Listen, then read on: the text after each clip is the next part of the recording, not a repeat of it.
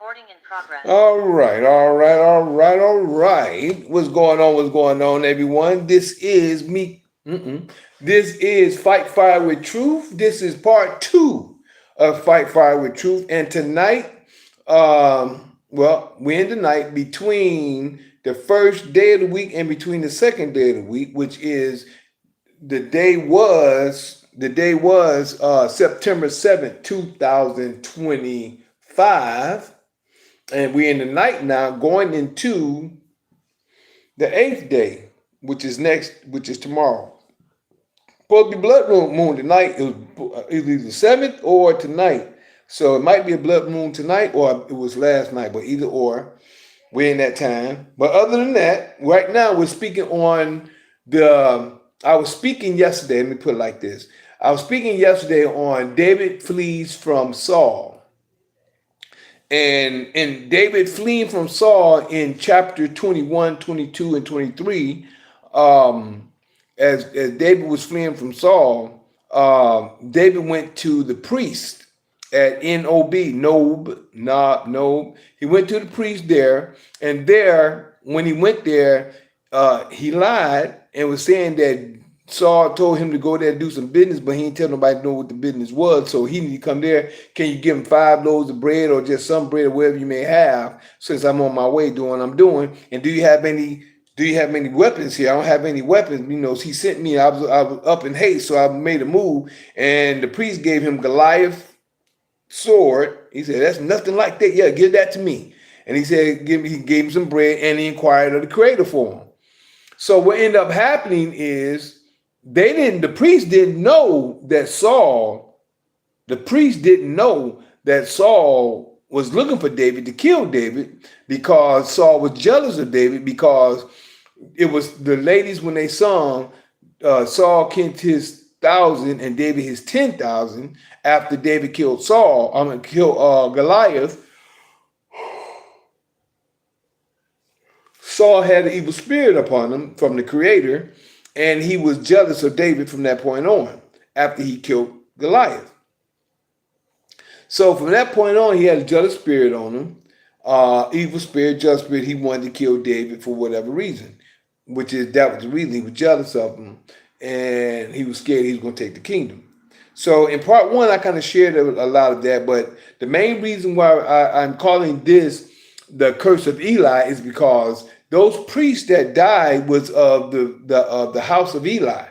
And those priests that got killed, even though Saul didn't want to hear nothing they had to say, and he just murdered those men for trying to tell them what it is. And I'm going to tell you, Julia, if you were here, you know about somebody did the same thing to me and my wife not too long ago, trying to tell us we did something we did when they ain't ask us nothing. They didn't try to find out. And to me, that's unrighteous. If you're not trying to find out a certain situation, and we don't really care. No way, just let everybody know we good. Actually, my wife was ready to just get away from that group anyway, but we was there for a purpose. So we was there for a purpose to get what we need. But I'm used to it, so I wasn't even worried about it. But it's just the fact of what happened and the way it happened. Same thing with this story. The Edomite, Saul didn't care about what that priest said. He said, "Oh, you conspired against me. You entreated for God for him. You're an enemy. You for my enemy. No, you're going to die today." So he murdered. He told his men to kill the priest he said to kill the priest of the Lord. I mean, he knew what he was doing. Lay your hands on the priest of the Lord. He knew what he was doing. Wasn't scared. But his men said, "No, I'm not doing that." But he told the Edomite, Doeg, D-O-E-G, not D-O-G-E, but D-O-E-G, Doeg, dog, or whatever you want to call him. That was the Edomite name. He said, kill the priest of the Lord. That dude killed the priests, the women, the children, the suckling babies, the sheep, the oxen. He killed everything there. And he just told him to kill the priest. This is Esau. He killed everything. This goes to show what type of people, same mindset in the same people of today. same mindset is in those same people today. But I'm not saying everyone, it's certain ones. You know? So what we're doing is we're going through the show, and I'm sharing it's the curse of Eli, what happened because of what happened to those priests. This is the curse of Eli. Eli knew what his sons was doing. He knew that the children, all he did is just tell them, y'all, this is not a good thing. You know, he allowing them to do it, knowing what they was doing. He ain't putting no restraint on. He said, you honor your children. The Creator said, you honor your children over me. He said, there's no repenting for this. Eli, in your house, there's no repenting because you the closest, think about it. You the closest thing to me. You the closest thing to me over all the people. You defaming and defiling me in front of my face, or you are not you, but you're allowing your children to do it. And you just talking, but you ain't putting no strength down. You didn't even put one of them to death to show you what could happen. Or show them that the Creator come first. That reminds me of my song, Fast and Pray. Drink alkaline water of 9.5. Then your healing will arrive.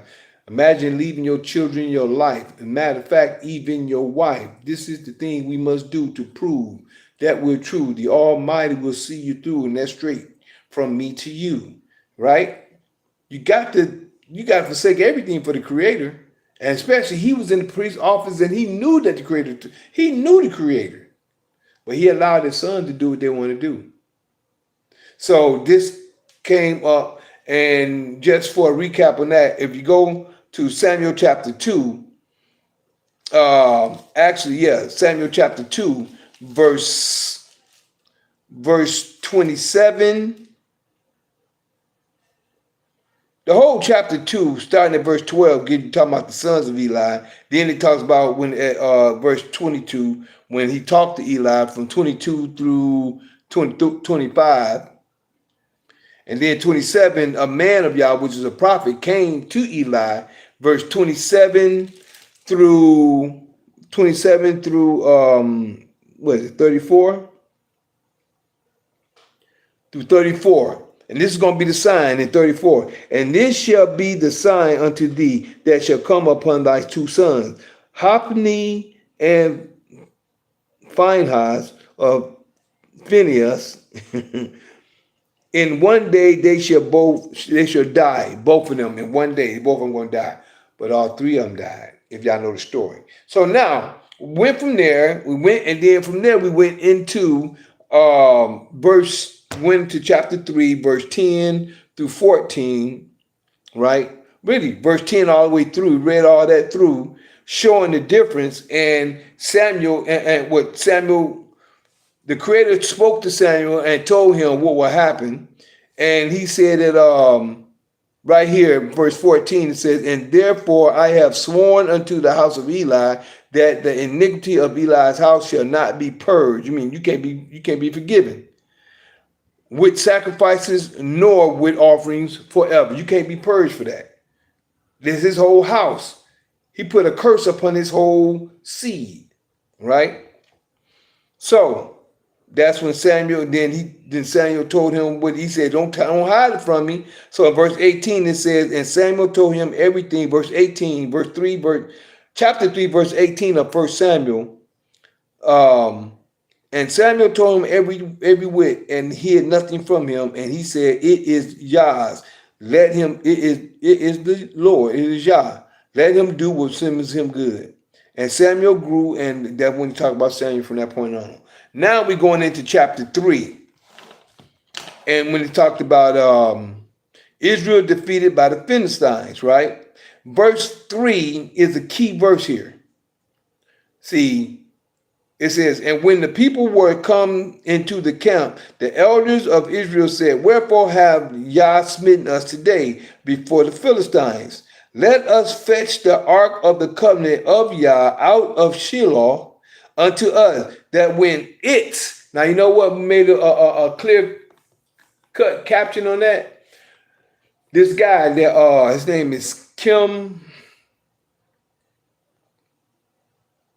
I forgot his name, Kim something. He used to prophesy by singing. He's singing here prophesy. He actually prophesied Trump was going to be in office twice back in 99 or 2000, 2001, around that time.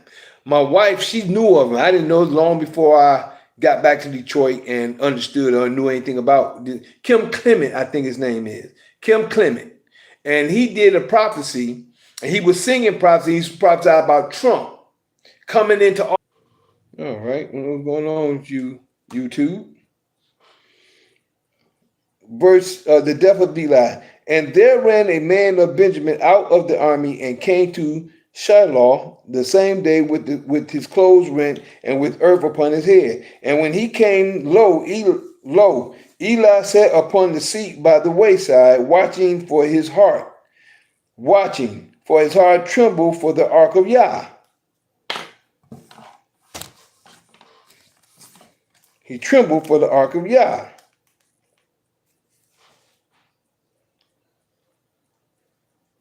Because they know when they had the ark with them, they know the Father was among them.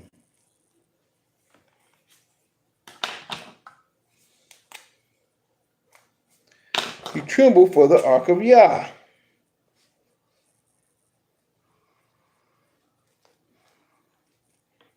And when the man came into the city and told it all, the city cried out. And when Eli heard the noise of the crying, he said, what meaneth the noise of this tumult? And the man came in hasty and told Eli. Now Eli was 98 years old. He was 98 years old. And his eyes was dim, that he could not see. And the man said unto Eli, I am he that came out of the army, and I fled today out of the army. And he said, What is there done, my son? And the messenger answered and said, Israel is fled before the Philistines, and there has been also a great slaughter among the people. And thy two sons, Hophni and Phinehas, are dead, and the ark of Yah is taken.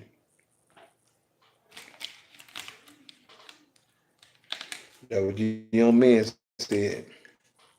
This messenger bringing a message. And the messenger answered and said, Israel is fled before the Philistines, and there has been also a great slaughter among the people. And thy two sons, Hophni and Phinehas, are dead, and the ark of Yah is taken.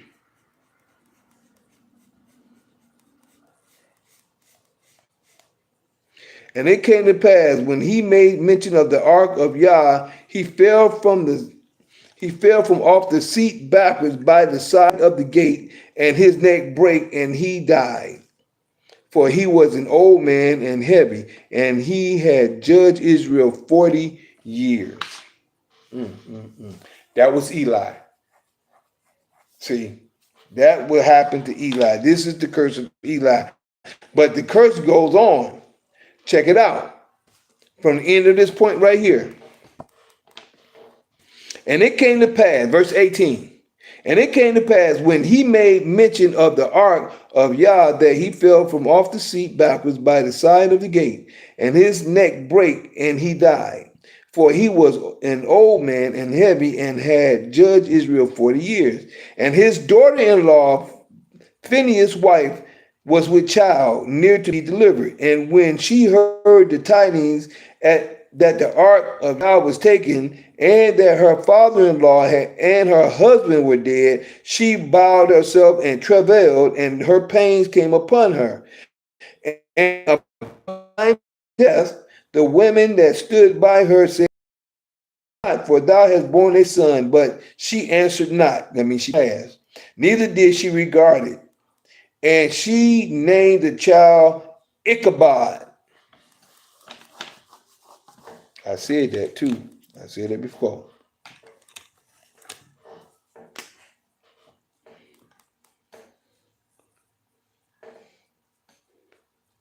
Ichabod. And she named the child Ichabod, saying, the glory is departed from Israel, because the ark of Yah was taken, and because of her father-in-law and her husband. And she said, the glory is departed from Israel, for the ark of Yah is taken. Then and from verse 5, the ark was gone. I think the ark was gone 20 years.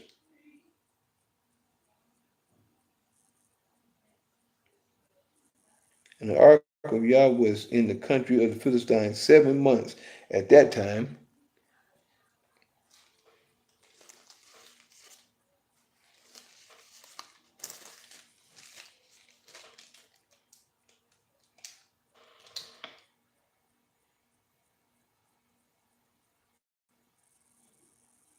Lords. Trying to see. I remember when it was supposed to be gone, they said the ark was gone 20 years.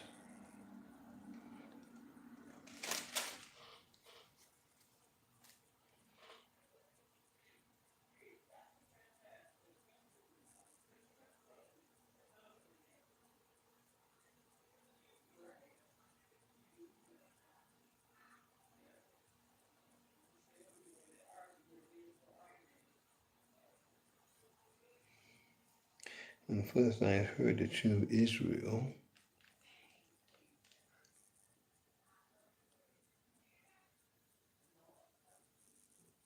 Amnesia. Forgot exactly what it was.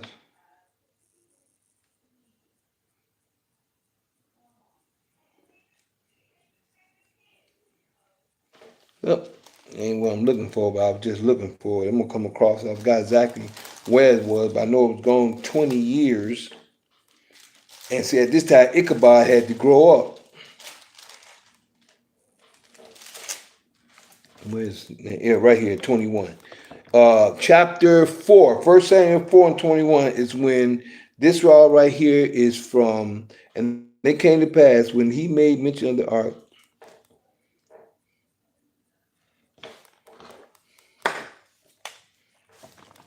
For he was an old man, heavy, and he had judged Israel 40 years. He was 90, how old did he say he was? 98 years old.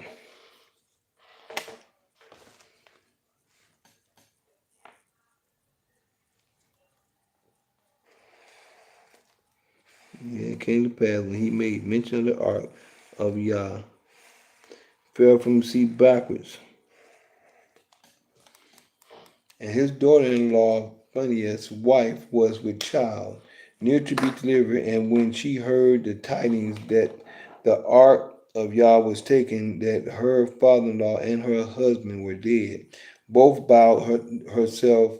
she bowed herself and travailed, for her pains came upon her. So she started to have a baby.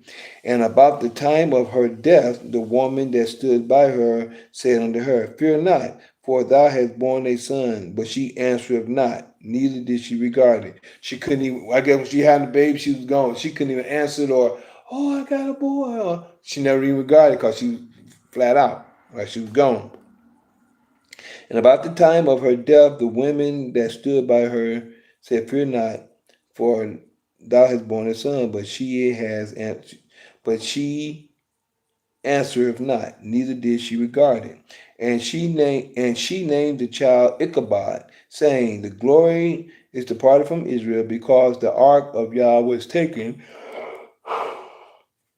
and because of her father-in-law and her husband. And she said, the glory is departed from Israel, for the ark of Yah is taken. Okay. Now, let's get on further down the line. I was looking for when the ark came back, but I know it's supposed to be gone 20 years. And I'm skipping up some chapters now.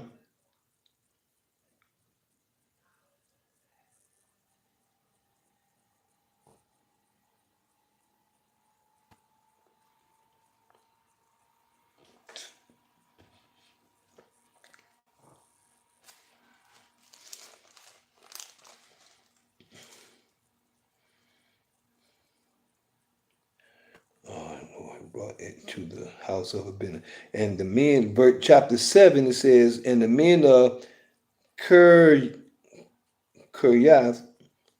Jearim came and fetched up the ark of Yah and brought it into the house of Abinadab in the hill, and sanctified Elijah his son to keep the ark of Yah. And it came to pass, while the ark abode at Kirjath-jearim, that the time was long, for it was, there it go, 20 years right there. For 20 years. I know it's going to come up on it.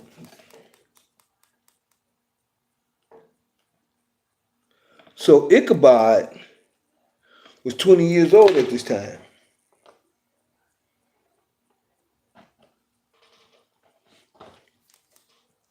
All the house of Israel lamented after Yah.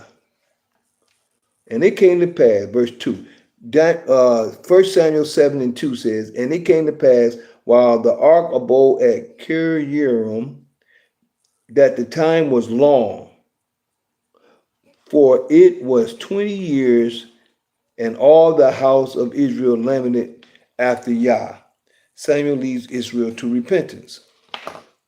Verse 3, and Samuel spake unto all the house of Israel, saying, if ye do return unto Yah with all your heart, then put away the strange, see there, they was worshiping other gods at that time. Put away the strange gods of Ashtaroth from among you, and prepare your hearts unto Yah, and serve him only. And he will deliver you out of the hand of your Philistines. And the children of Israel did put away Baalim and Ashtaroth, and serve Yah only. And Samuel said, gather all Israel to Mizpah, and I will pray for you unto Yah.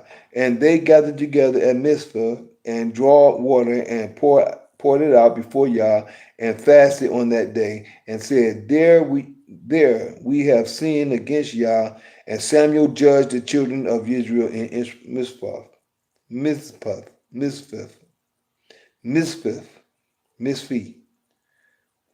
Israel defeats Philistines. Okay, about the 20 years. He was gone 20 years, so Ichabod ended up being 20 years old. That's the reason why I was looking for that. Because when they took the ark, at this time they took it, Ichabod was born. So it's 20 years old after that time.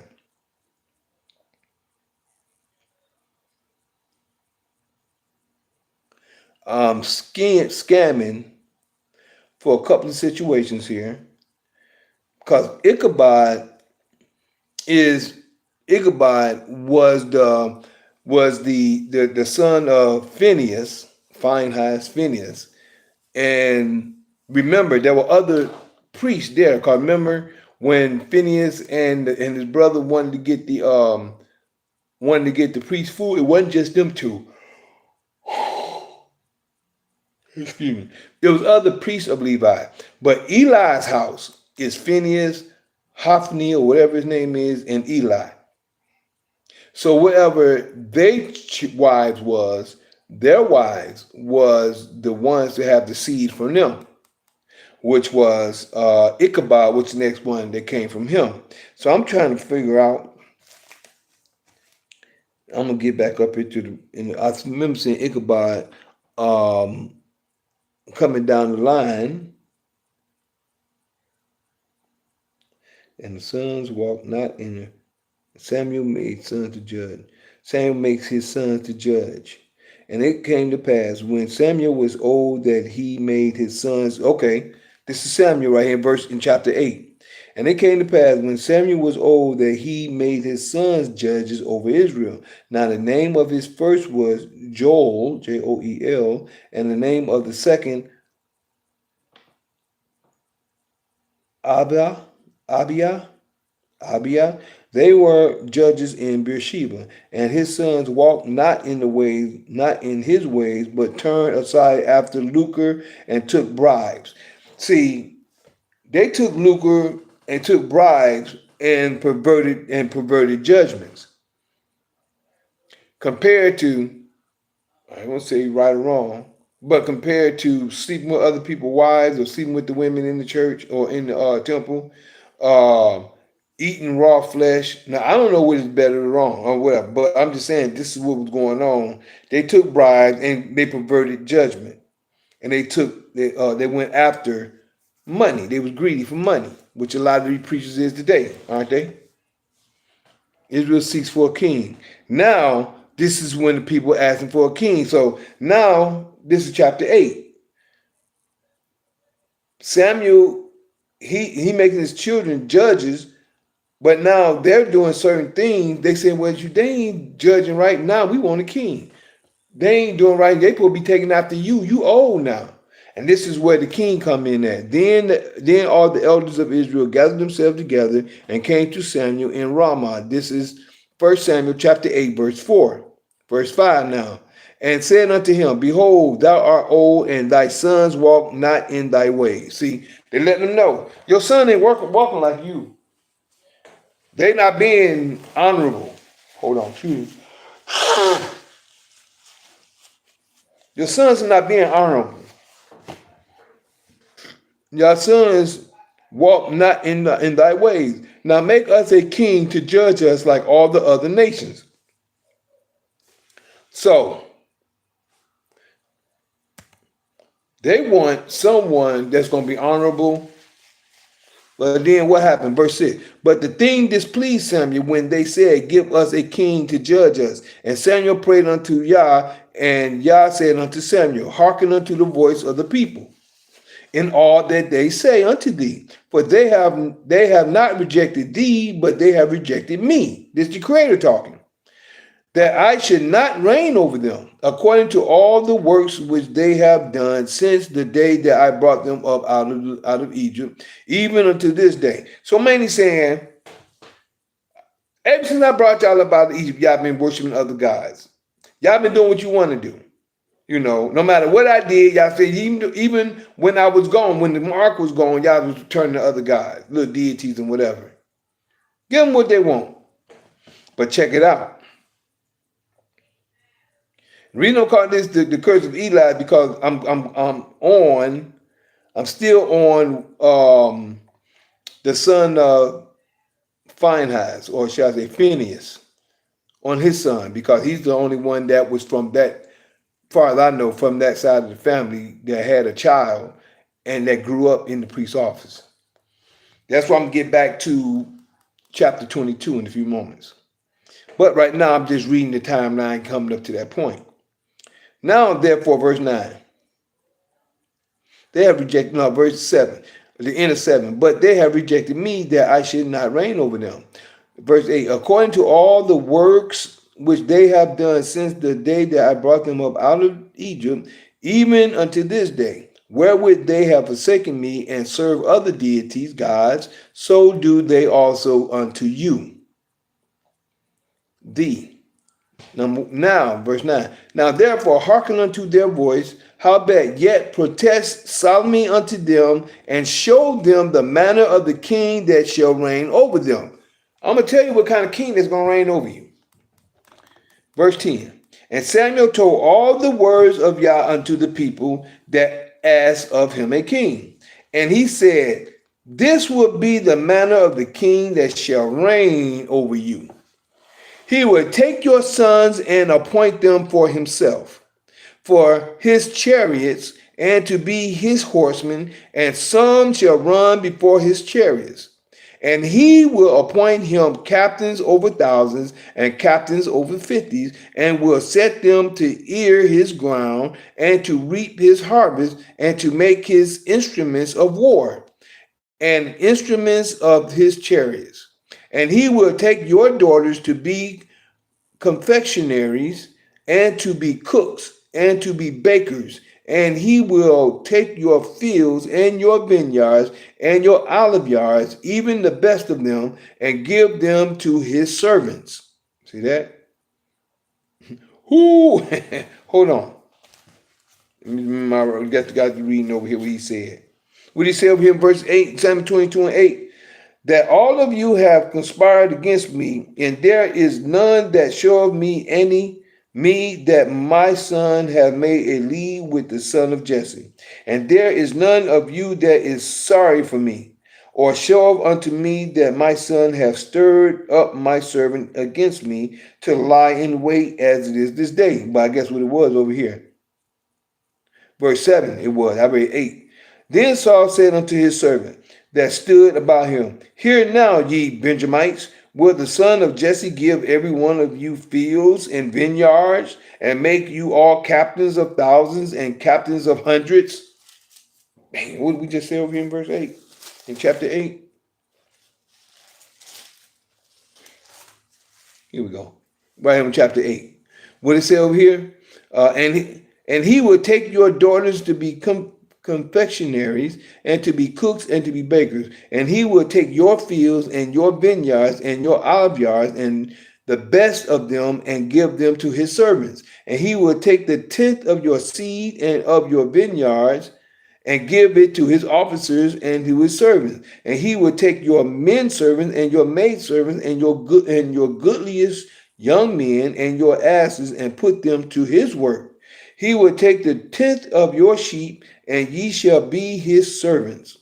I missed something up here, verse 12. And he will appoint him captains over thousands and captains over fifties, and will set them to ear his ground and to reap his harvest, and to make his instruments of war and instruments of his chariots. Now, verse 18, because I went back up. And ye shall cry out in that day because of your king, which ye shall have chosen you. And Yah will not hear you in that day. See, the Father said these things was gonna happen.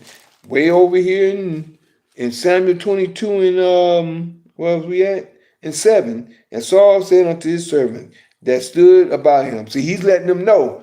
Is he gonna do all this that I did for you? Is he gonna do all this for this? He said, y'all ain't gonna show me mercy? Nevertheless, number 19, back over here, Samuel, 1 Samuel chapter 8, verse 19. Nevertheless, the people refused to obey the voice of Samuel, and they said, nay, but we will have a king over us. And I'm 20. And we also may be like all the nations, that we also may be like all the nations, and that our king may judge us and go out before us and fight our battles. And Samuel heard all the words of the people, and he rehearsed them in the ears of Yah. And Yah said to Samuel, hearken unto their voice, and make them a king. And Samuel said unto the men of Israel, go ye every man unto his city. Now this one Saul begins to be chosen, and it comes about. But the whole thing is, Saul didn't come into place until chapter 9.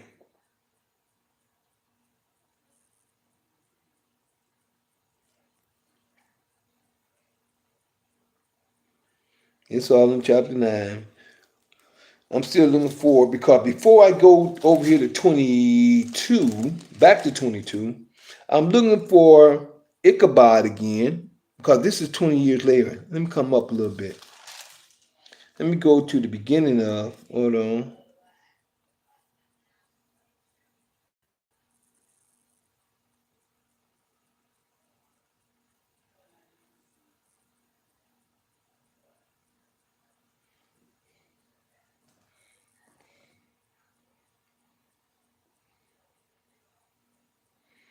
I was just looking to see about Ichabod.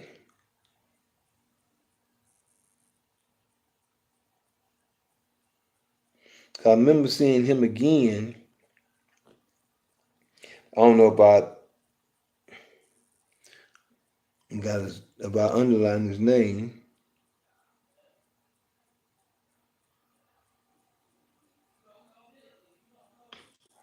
What tripped me out is all the stuff that they seen happen, they still kept trying to come back and fight.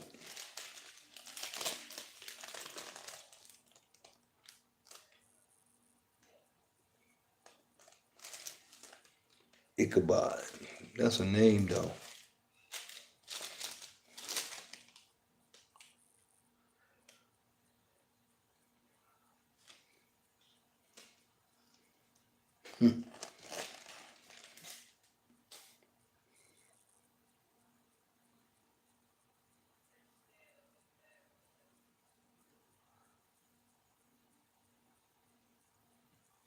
Yep.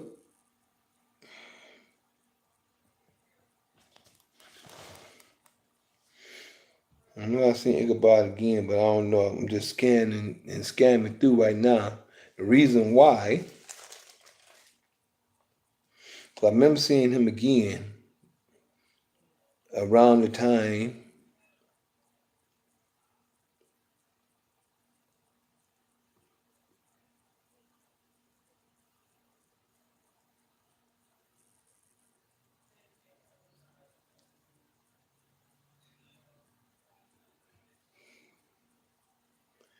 Guess I can get ready to go back at 222 over in this area.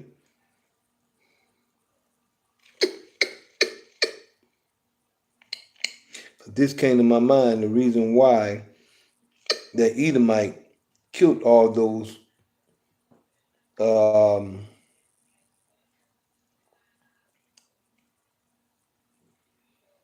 all those priests. Why did they kill the priest? He had no. He probably had in his mind to do it.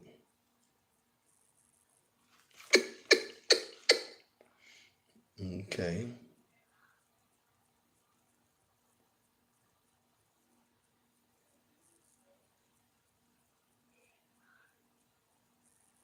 Mm-hmm.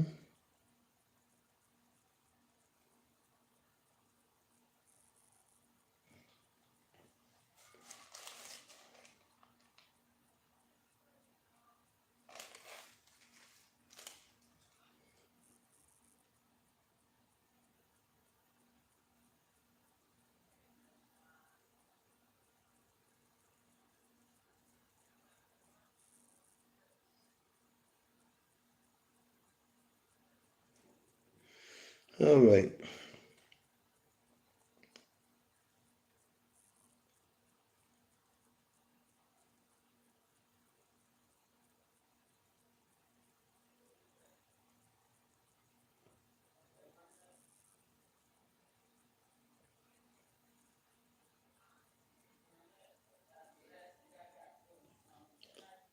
All right.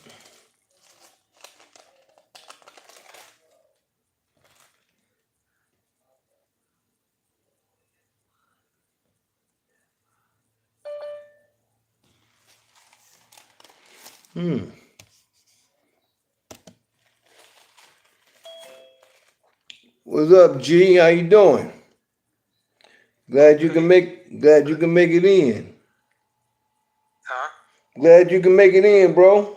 Yeah, man. I just got free, bro. So yeah, I just was able to join. Man, I know it's late, but yeah, late than never. Yeah, I hear you. Yeah, I was just going over. I kind of called tonight. The the Curse of Eli.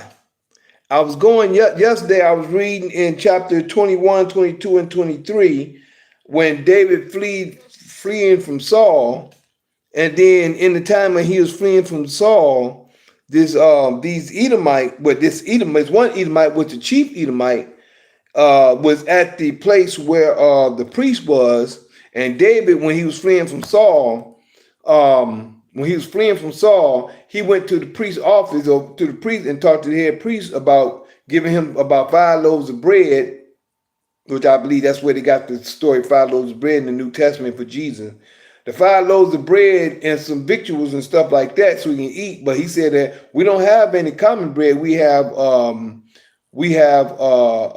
hollowed bread, which is bread that's set for the priest in general. He said, well, that's just like common bread, you might as well say, what have you. David ended up talking him out of it, but it was this Edomite named Doeg, Doeg, that overheard. Doeg. You know what I'm talking about? Yeah, Doeg. It's Doeg. Say Doeg. Okay, so whoever that Like doe and egg. Like yeah, you know how you call a baby deer doe? uh-huh. Egg. Egg. E.G. Yeah. So that Edomite was listening to the conversation, and David said that I knew that he was going to go and tell Saul because he was Saul's servant. So he ended up killing off all the priests. So when I got done yesterday, after I laid down and went to bed, I kind of rampage, right? Just started slaughtering slaughtering all the priests, and yeah, exactly. You remember that story, huh? Yeah, yep, yeah. Yeah. So when he did that, but Saul only told him to kill the priests. He went, like you said, and he was a what? He was an Edomite. This is what they do. They men of war.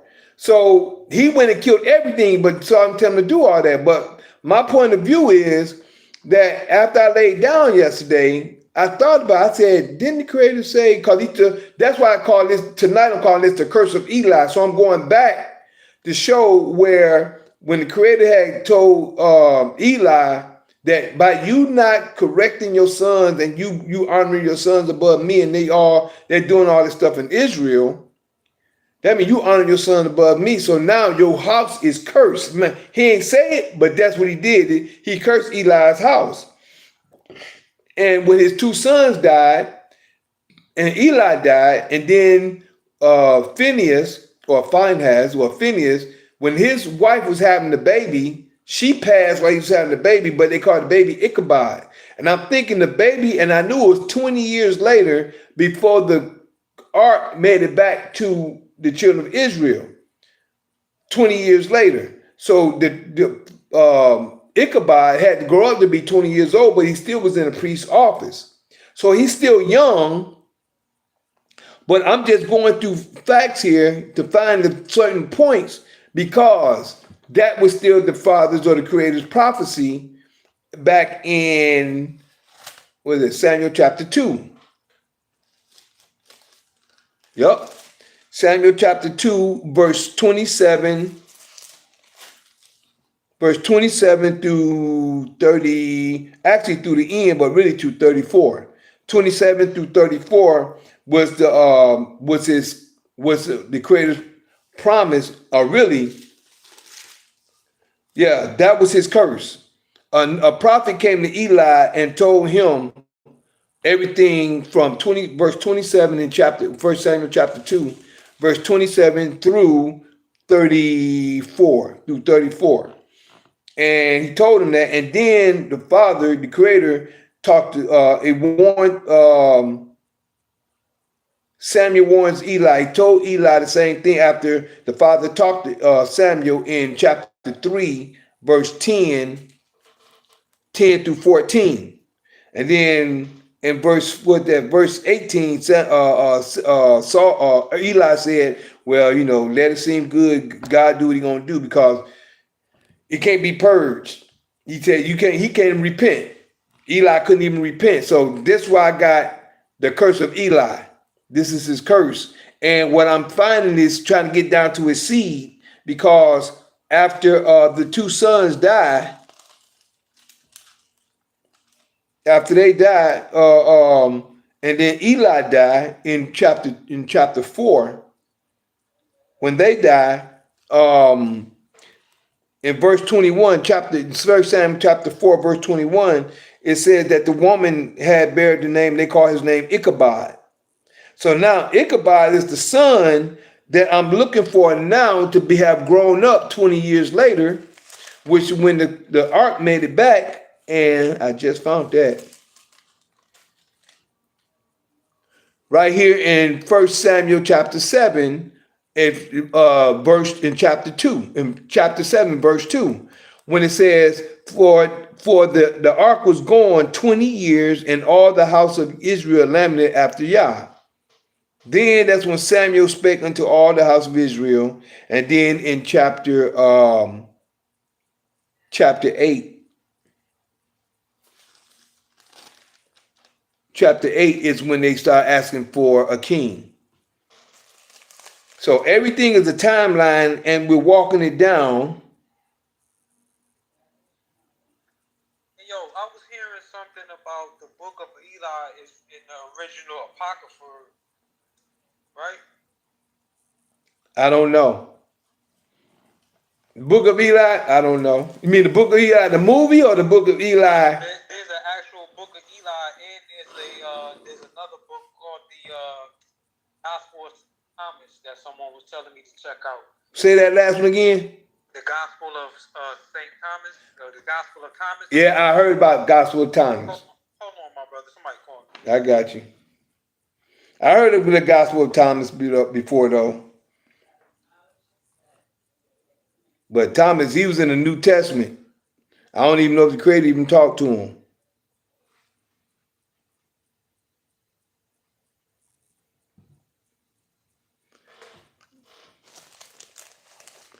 Yeah, let's go. Saul's heart changed. 3 loaves of bread. 3 kids.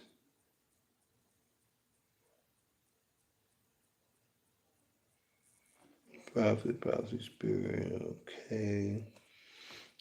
Before I get to that point, Saul defeats the Ammonites.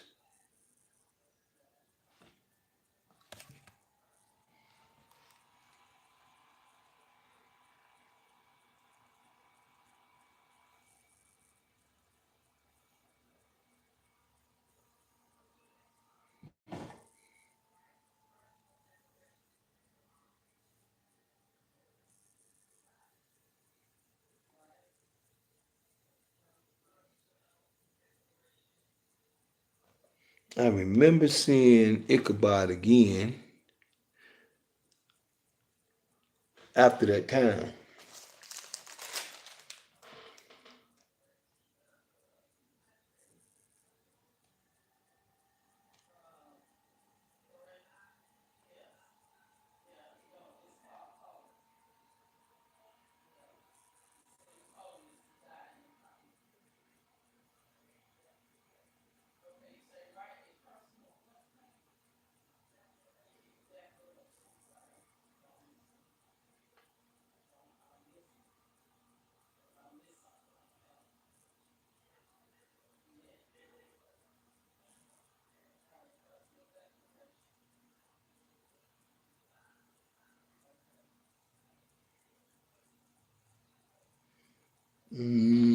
I can't seem to find it as of yet.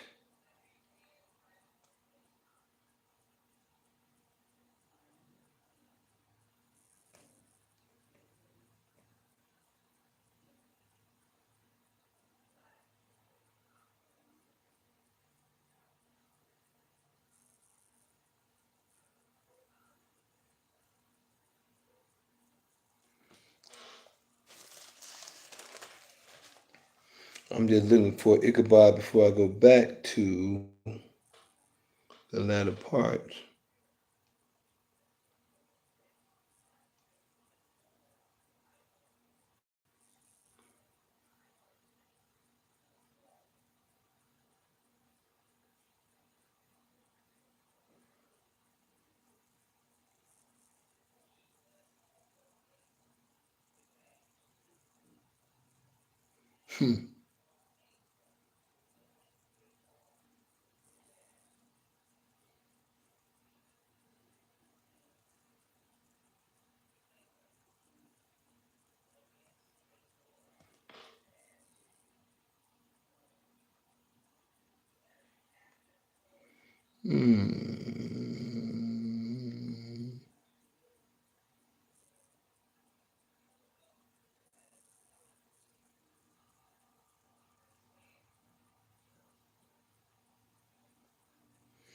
I don't see it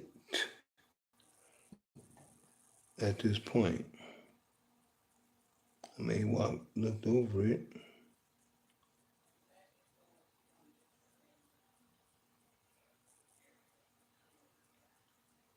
Okay, I see David coming up.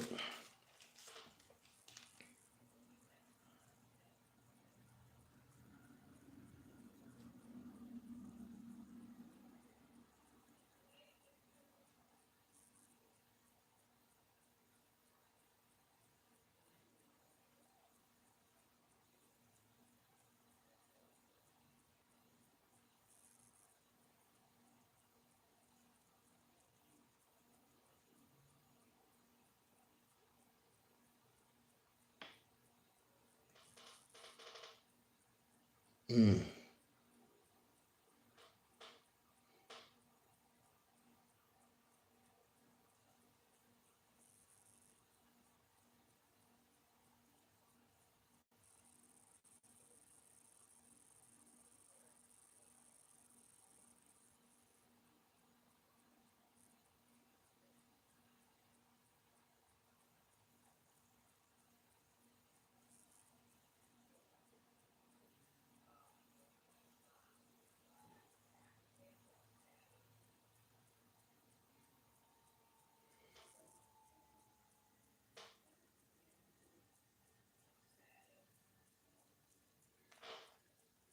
I don't know, y'all. I can't find that young man's name again just yet, or else I done ran through it. I'm at 14 right now.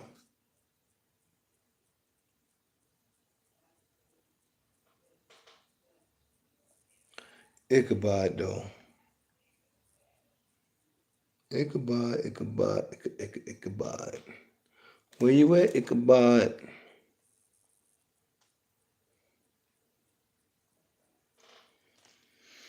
All right, y'all. I know y'all see me just running through.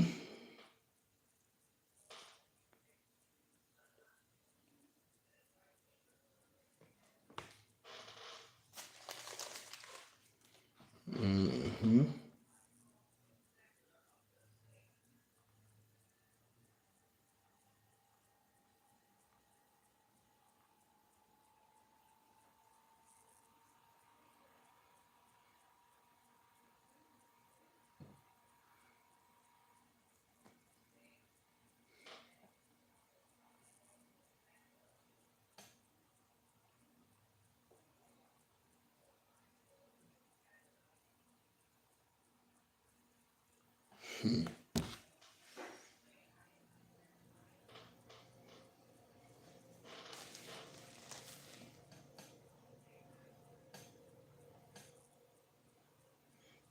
Chapter 16, David was anointed king, but David didn't know he was anointed king at this point in time. He just knew he was anointed. As far as I know, I've been a dad. All right.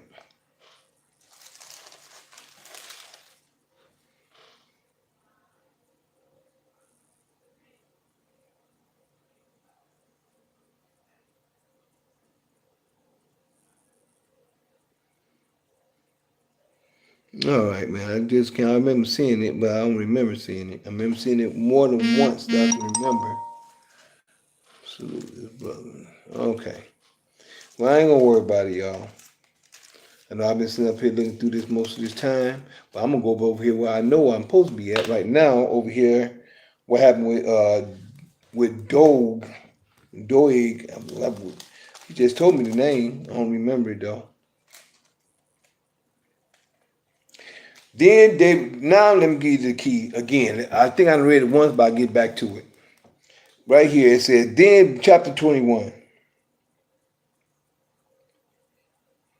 Chapter 21, it states, Then came David, this is 1 Samuel chapter 21, it said, Then David flees to Nob. Then came David to Nob, to Amalek the priest, and Amalek was afraid at the meeting of David, and said unto him, Why art thou alone, and no man with thee? And David said unto Ahimelech, the priest, The king have commanded me a business, and have said unto me, Let no man know anything of the business whereabout I send thee, and what I have commanded thee, and I have appointed my servant to such and such a place. Talking about David. Now therefore, what is under thine hand, give me 5 loaves of bread in my hand, or what there is present.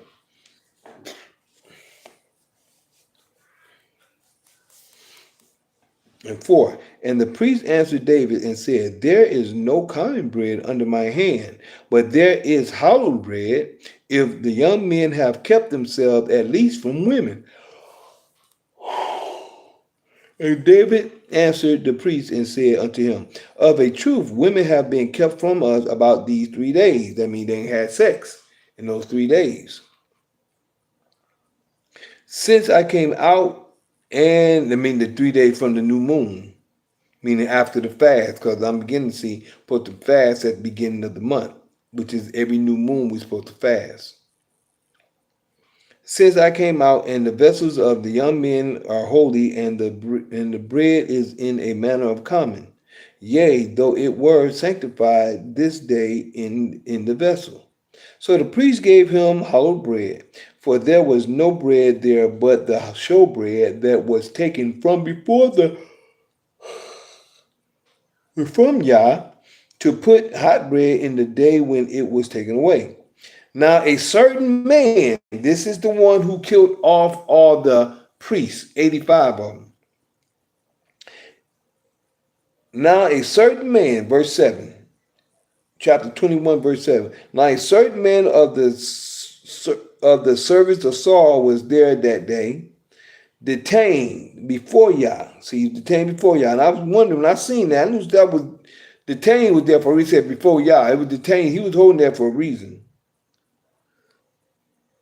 Detained before Yah, and his name was Doeg,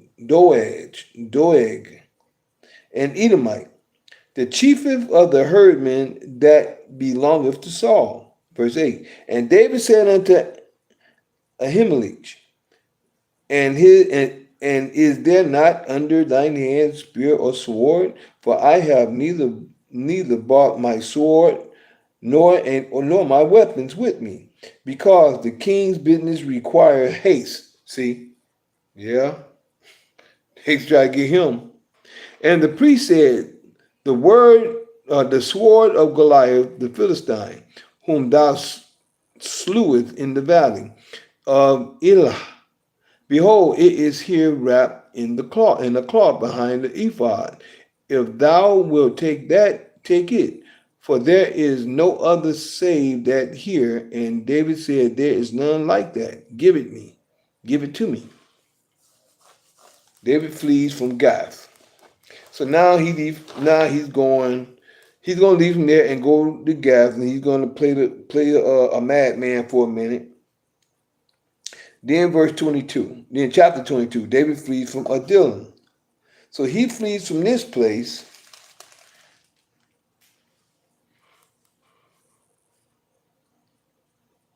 And these people add themselves to him. Chapter 2, verse 1. 22, verse 1. Chapter 22, verse 1. David therefore departed thence and escaped to the cave Adullam. And when his brethren and all his father's house heard it, they went down thither to him. They went down there to him. And everyone that was in distress, and everyone that was in debt, and everyone that was in contented, gathered themselves unto him, and became a captain, and he became a captain over them, and there were with him about 400 men. 400 men came to him. Remember what Saul was supposed to do? What Saul was going to do. You know, he took things, took land, he took stuff. And David went thence to Mizpah of Moab, and he said unto the king of Moab, let my father and my mother, I pray thee, come forth and be with you, till I know what Yah will do for me. And he brought them before the king of Moabites, the Moors, and they dwelt with them all the while that David was in the hold. And the prophet Gad said unto David, abide not in the hold, depart and get thee into the land of Judah. Then David departed and came to the forest in Harith. See, you say forest in one point and wood in another. Saul kills the priest of Nob. There you go. Here we go now. Starting at verse 6. When Saul heard that David, this is the reason why I say this is the curse of Eli, because of the priest. And Saul kills the priest of Nob. When Saul heard that David was discovered and the men that were with him, now Saul abode in Gibeah, under a tree in Ramah, having his spear in his hand, and all his servants were standing about him. Then Saul said unto his servants that stood about him, hear now, ye Benjamites, will the son of Jesse give every one of you fields and vineyards? and make you all captains of thousands and captains of hundreds?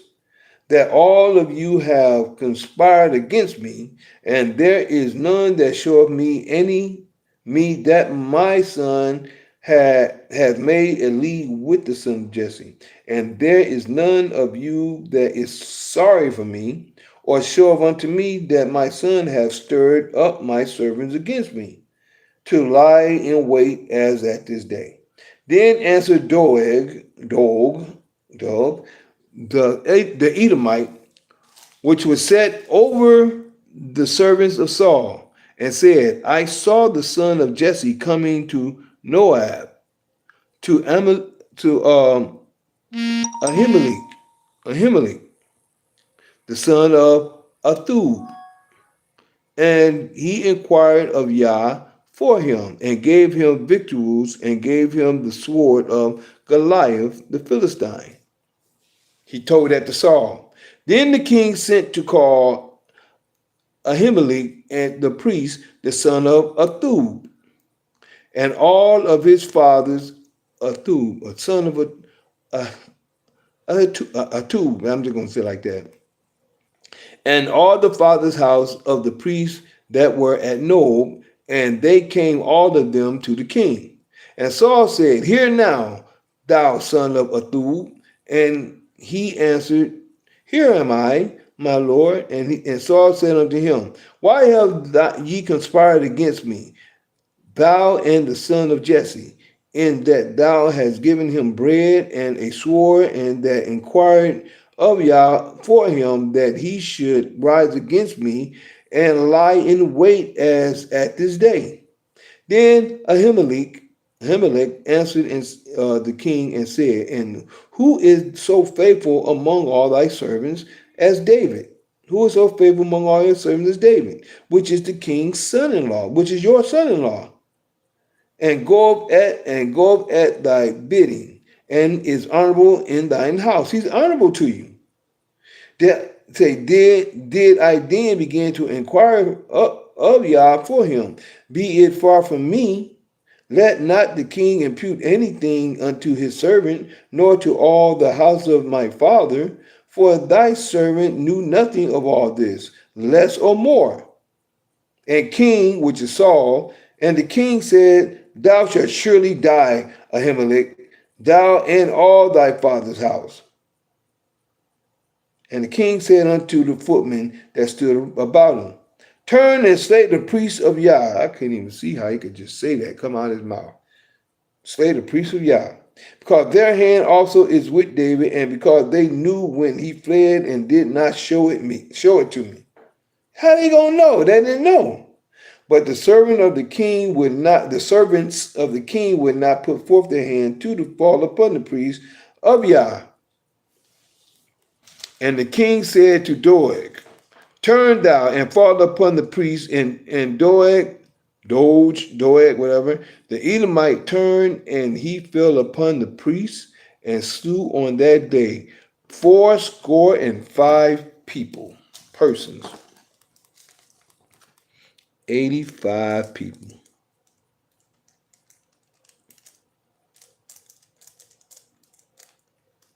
That did wear linen ephod. See that? 85 that just wore them. And Noab, the city of the priests, smote he with the edge of the sword both men and women, children and suckling, and oxen and asses and sheep with the edge of the sword. And one of the sons of Ahimelech, the son of Athub, named Abathar, escaped and fled after David. And Abathar showed David that Saul had slain Yah's priest. And David said unto Abathar, I knew it that day when Doeg the Edomite was there, that he would surely tell Saul, I have occasioned the death of all the persons of thy father's house. Abide thou with me, fear not, for he that seeketh thy life, but with me thou shalt be in safeguard. Hang with me, you're going to be safe. But in all that, the whole prophecy to Eli is about his house and his seed. In chapter 2, or that chapter 3. 1 Samuel chapter 2 or chapter 3. That was in chapter 3. Samuel is in chapter 2. In chapter 3, Samuel warns Eli. But chapter 2 is when the Creator had already told Eli. Because he didn't straighten his children out. Now Eli was very old. In verse 22 it says, in chapter 2, verse 20. Now Eli was very old and heard all that all his sons did unto all Israel. He heard it, but he didn't do nothing to him. Y'all know better. A lot of people put their children as favorites. They don't chastise them children as they should. That's the problem we have today. Excuse me, y'all. Here's a little itchy.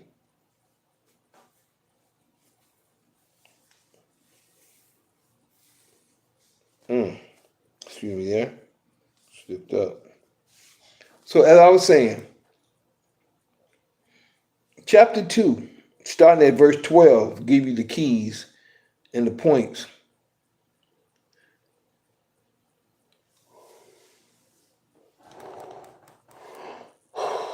With all that still falls under the prophecy of what was told in 2 and 27. I'm going to read 22 on down, though, since we're right here.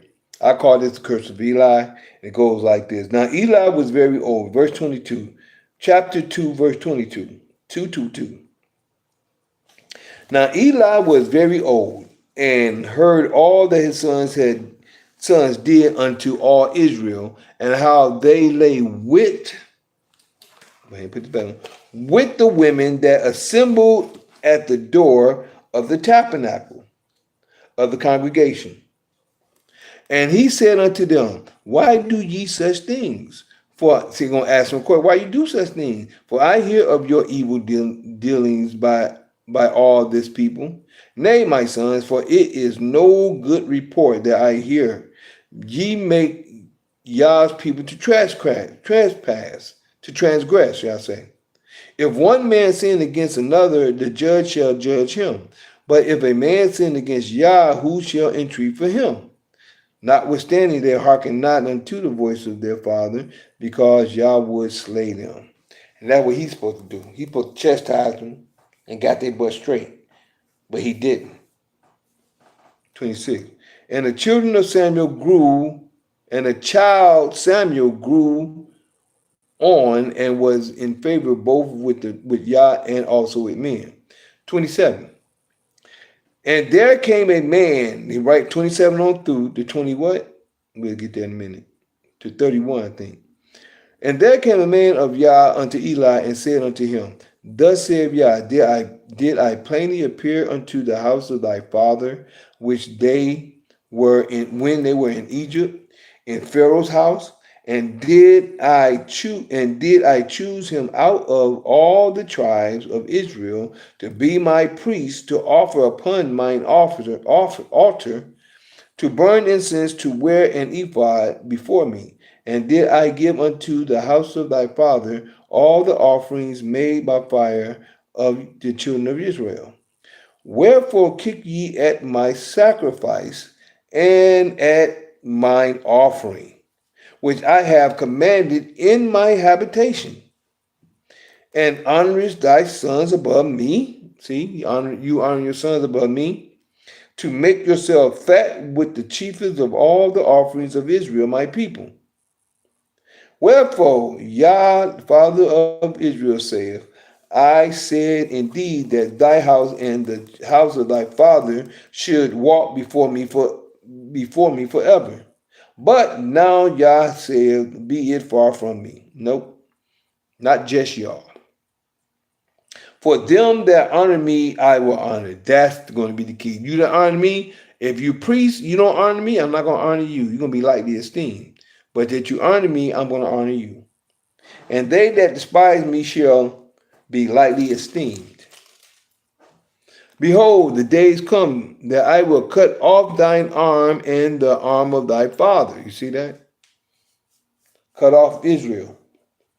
Cut off the Levites. Your arm and the arm of your father's house, that there should not be an old man in thine house. And thou shalt see an enemy in my habitation. You're going to see an enemy in. That was Saul, as far as I'm concerned. And thou shalt see an enemy in my habitation, in all the wealth which Yah shall give Israel, and there shall not be an old man in thine house forever. You ain't gonna be an old man in your house. And the man of thine whom I shall not cut off from mine altar shall be to consume thine eyes, and to grieve thine heart, and all the increase of thine house shall die in the flower of their age. They're going to die early. And this shall be a sign unto thee that shall come upon thy two sons, on Hophni and Phinehas. In one day they shall die, both of them. They both going to die. Yep. And this right here talking about Samuel. And I will raise me up a faithful priest that shall do according to that which is in my heart, and in my mind, and I will build him a sure house, and he shall walk before mine anointed forever. And it shall come to pass that everyone that is left in thine house shall come and crouch to him for a piece of silver and a morsel of bread, and shall say, Put me, I pray thee, into one of thy priest's offices, that I may eat a piece of bread. See that? What it say over here about the 5 loaves that he gave to David.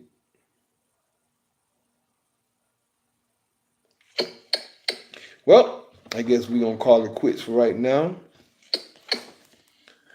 But that Doeg, or whatever his name is, Doeg, my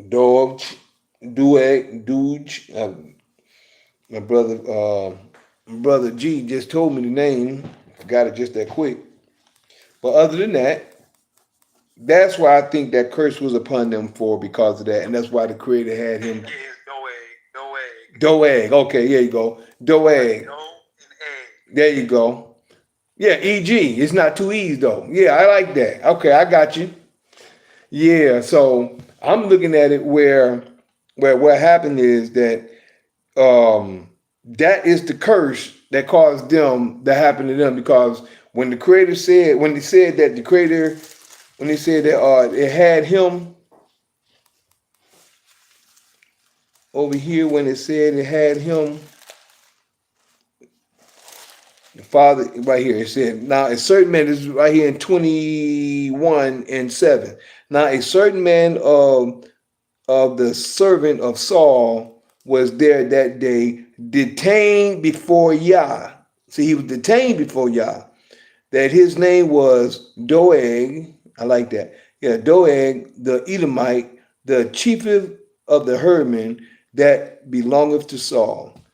The Creator had him sitting there because of the promise or the prophecy that he said according to Eli. That's why I'm calling this the Curse of Eli tonight. So other than that, shoot, this is it for tonight. I was going to probably talk about this tomorrow, but nobody was here in the beginning. So I just went ahead and went into that because I was like, man, that kind of hit me yesterday when I was going through 21, 22, and 23. And next week we'll start on 24. Yeah, and he had nerve. He went there. He went like G1 said. He went on a rampage. He went and just start killing up everybody and everything. And he just told him, and Saul just told him, just kill the priest, fall upon the priest. He went and killed up everything out there. So other than that, Sister Julia, are you there? I know she might be going to sleep again because she's working hard. It's good to see you though, bro. I'm glad you're here. You know, what did you remember about that story from your back in the day? Because you remember who I was talking about. That was good. Well, yeah, just like how you were saying, how he just was on the slaughter gang mission, like, That because of, like you said, Saul was just so wanting to catch David so hard. You know what I'm saying? He went and sent, just like you said, a madman. Like, you know what I'm saying? yeah. Like sociopath, he out here killing priests and the whole everything. Like, Yeah. you know, He was going crazy, wasn't he? yeah, like just trying to find this man, like going so hard, killing up everybody. Yeah, it's just wild. Like you said, that's definitely a curse for sure. Yep. He got cursed bad, man. He was trying to find David to kill him. And that Edomite, man, that Edomite just went crazy. So we're gonna see what happened in 34 tomorrow next week. I think we're in 24. 24 next week. Yeah, you said 24. Yeah, we'll be there in 24 next week. We just going week by week, going through the scriptures. Now we're gonna try to go through the scriptures in the Bible. But man, that was something.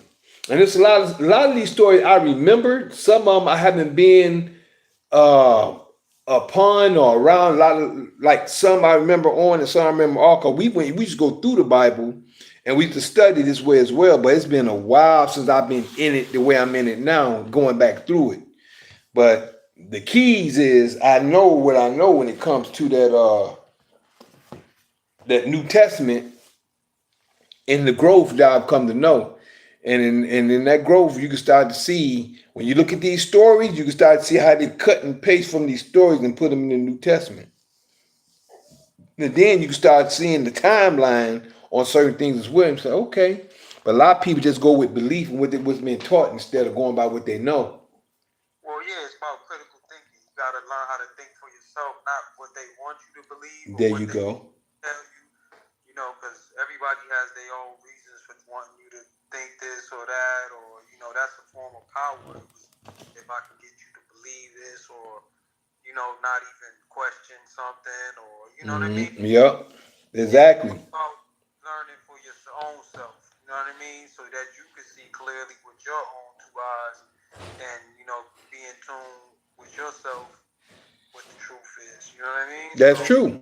That's fact. Because it even says that in Jeremiah. That's the reason why I don't try to act like this is what it is. No, I just say what I come to know, and I know we all have a growth with where we are, and as we grow, and sometimes we may not see things on the same level, but then it'd be like, okay, wait a minute, I think later on, or not right now, or later on, or whenever it comes that the Creator is going to allow us to see things, because it may be something that's not connecting here, but something here that's coming later on that's going to connect the dots. Okay, I see what they're saying now. Now, that's what happened with me. So that's why I understand in Jeremiah 31:31 says, they should not teach anyone saying, here no God, there no God, because they all going to know me from the least of them to the greatest of them.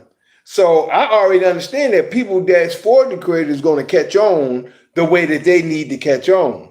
It's just that we all are sharing information the way we see it until we get to that point to where the Creator allow us to see it the way that He wants us to see it. You know what I'm saying? that's right. Like you said, we eventually gonna all get to the source. There you go. That's it. And there you go. That's the bottom line.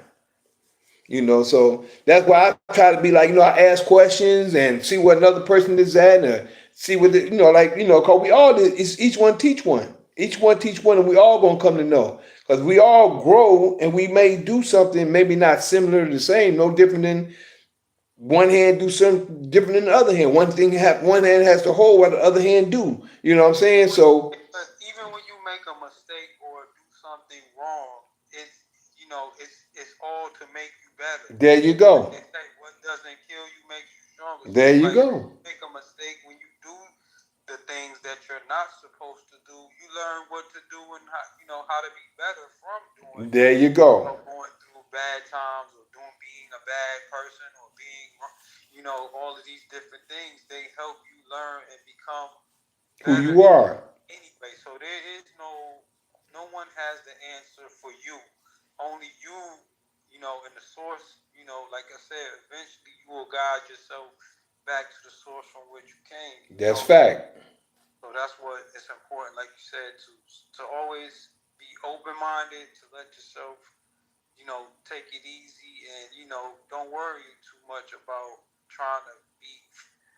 So I gotta get the answers, because you're gonna get the answers. Right. Come to you.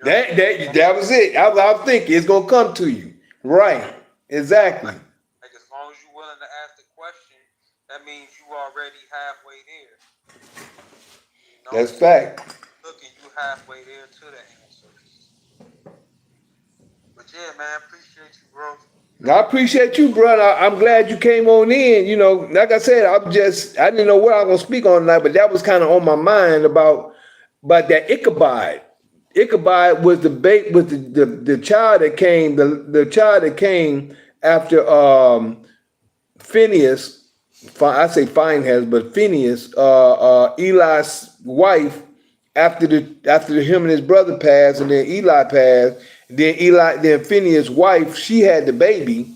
While after she found out that her father-in-law and her husband died, and the ark had been taken, she died. She carried the baby right then, and she passed. And they had the baby, and they called the name Ichabod.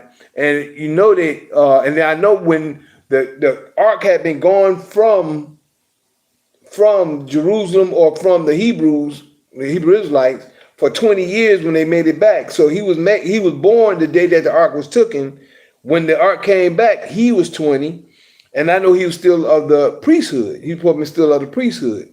And they talked about the prophecy of Eli, which was a curse from in chapter 2 of 1 Samuel and chapter 3 of 1 Samuel. So, but then as we follow the timeline, we start to see certain things. So, as I was reading in chapter 22 yesterday about what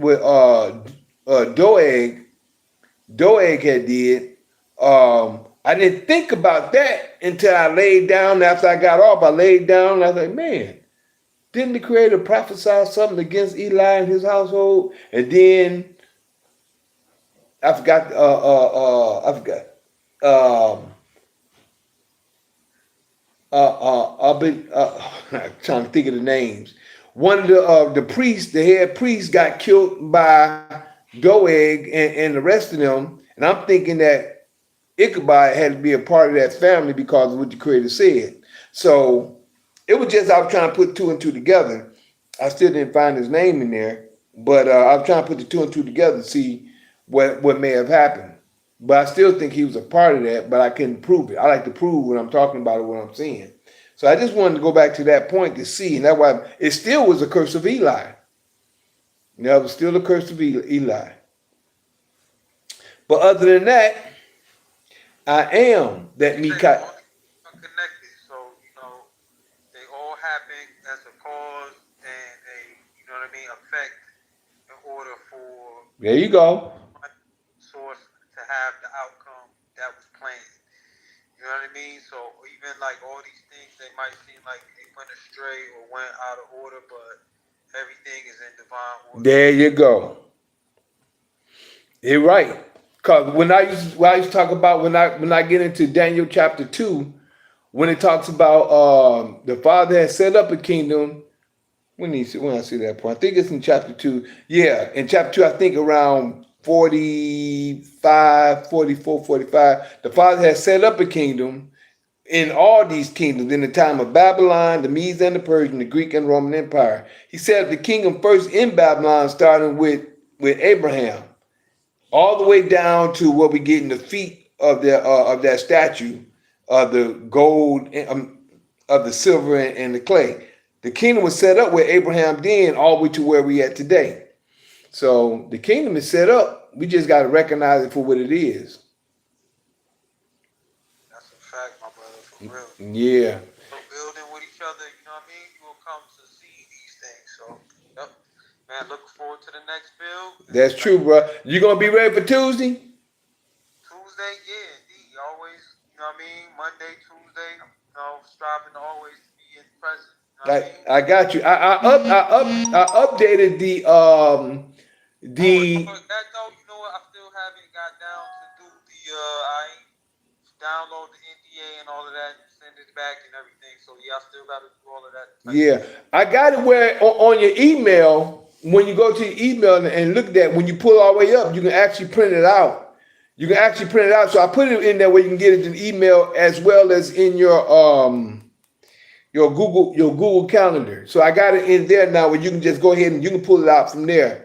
That way you can get that, and then we're gonna build from that point on. So everybody that turns theirs in, that way we can they'll be the ones to be invited to come, invited to the class on the private class that is, and we're gonna build from that point. We're gonna make some things happen. We got a few people I've been talking to too. So yeah, that's on point, bro. Like I said, I'm glad to see you. Julia, are you there, my baby girl? I knew she was there for a moment when she first came in. I know. Come on and tell us about this project you got going on, Julia. Hmm. No, hey, bro. What she got going on is really private. When I say private, It is. hey, there you go, girl. How you doing? I have been listening, Brother Michael. I just needed to hear that message that you just About the curse of Eli? yes, and his two sons. And God is serious. That makes me wow. God don't even play with his children. Mm-mm. So yeah, because What did you get out of it? Tell me your thoughts on what you seen and what you heard. well, from like what I said, what because Eli, he kind of knew. I think, as you said, he did not deal, I think, strictly with his sons when he knew, what they were doing. Mm-hmm. I think he took it, just mild. And I think their death and all the things that happened to them could have been averted if Eli would have really deal with them harshly before they fall into the hands of the Lord. Mm-hmm. And then you mentioned about David, Saul, and that whole thing with David and Saul. When you touch about, I'd never thought about that one, but that's true. It is jealousy. I think Saul, he rise against David because he already saw the anointing on David, and the people were already cheering David. Saul killed his the 1,000 and David 10,000. So all that people had entered into Saul against David because of the spirit of jealousy. Yep. And jealousy is indeed like the sin of witchcraft. Yep. But also, Jonathan, look at what God did. Even in the midst of David's enemy, he raised the son of his enemy to look out for David. That was fascinating. Yep. I don't know. I don't know if you. I was reading yesterday when he was fleeing, and when Jonathan was talking to David when they made their last pact. When they made their last pact, Jonathan actually said that you're going to be king, and I'm going to serve with you. I was shocked when I seen that. Did you hear? Wow. Did you know he said that? I didn't remember that one, but what a testimony. He was already testifying what would be. No, I don't remember hearing this one. Well, I probably missed it or skipped over it or probably didn't get there in the story, but that is something else.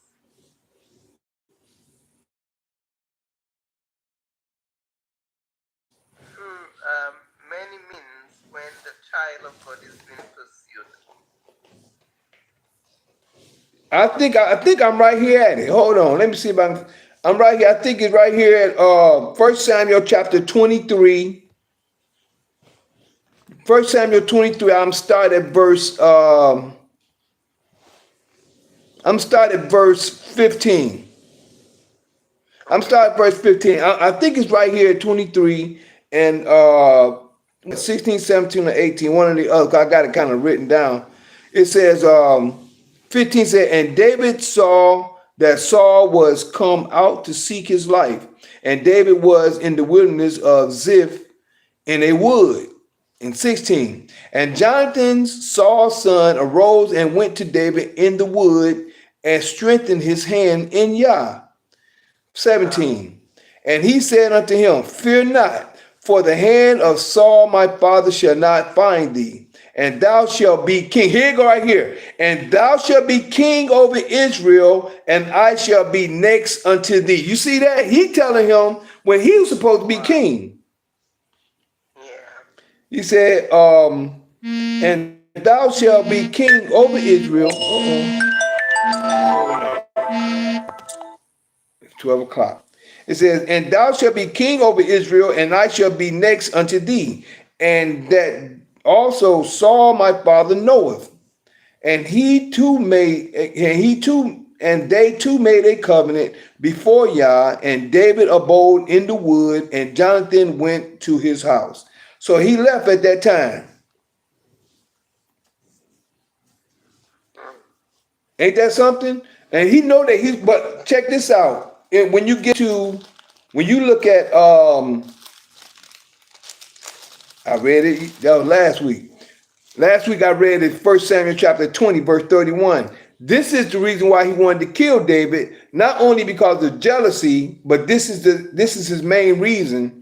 And the heading of this was Jonathan learned Saul's intentions.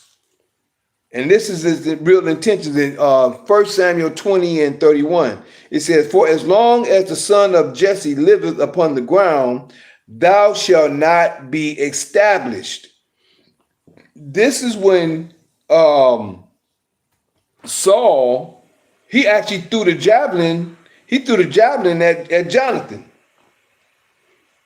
And he said, for as long as the son of Jesse liveth upon the ground, thou shalt not be established, nor thy kingdom. This is the reason why David's kingdom is established today, because he was set up after Saul, but David's kingdom is still established. That's why I always talk about the kingdom, King David. Everybody talks about David.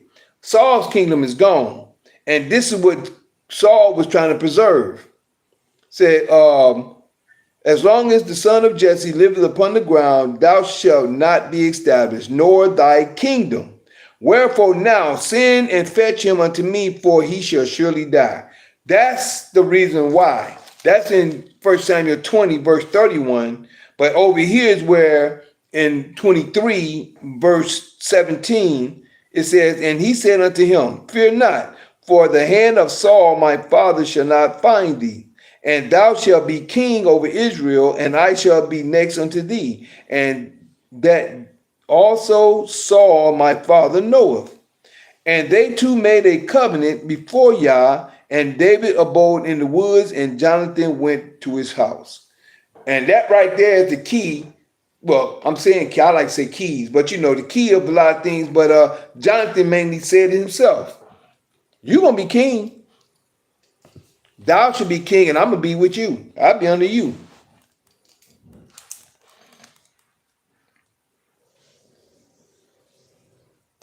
Jonathan said it for himself. And thou should be king over Israel.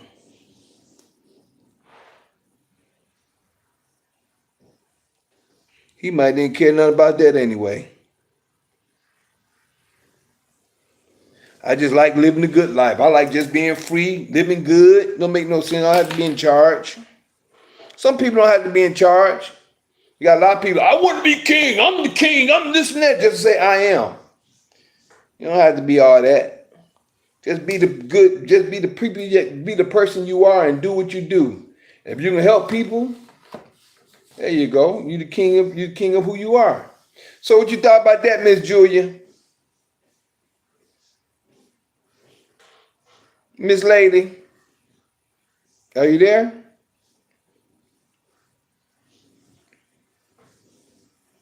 Well, I'm glad you shared that point of view of where you was at, where we were.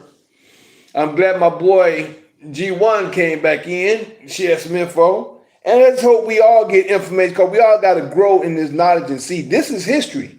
What we're reading right here is history coming to where we're coming to know now. And the reason why David's in the place he's in, how come the things has happened in time past the way they happen, and to use them for our examples. That's the key. Use these things for our example. And by them being our example, we can see clearly. Now, other than that, I am that Mikael that in Daniel chapter 12, verses 1, 2, 3. Yeah, that's me. Showing the holy people who they're really supposed to be. Waking them out of their dead beds, which is really in their heads. For all of you who live in the new, this is for you. I'm the same Mikael in Revelations 12, battling that red dragon where Satan dwell, who deceiveth the whole world but prevaileth not, because the horn is blown without a doubt. This is prophesied for you to see that Mikael is really me. And we're going to smile our way out, and then we're going to get the formalities on how people can get in contact with us.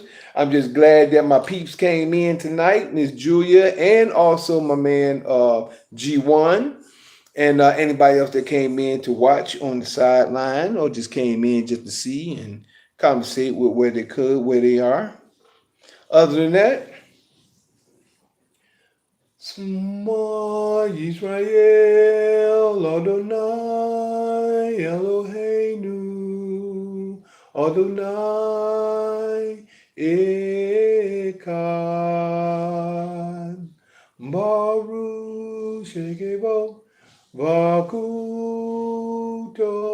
Violam Vaed Hallelujah. Hear, O Israel, Yah Father is one Father.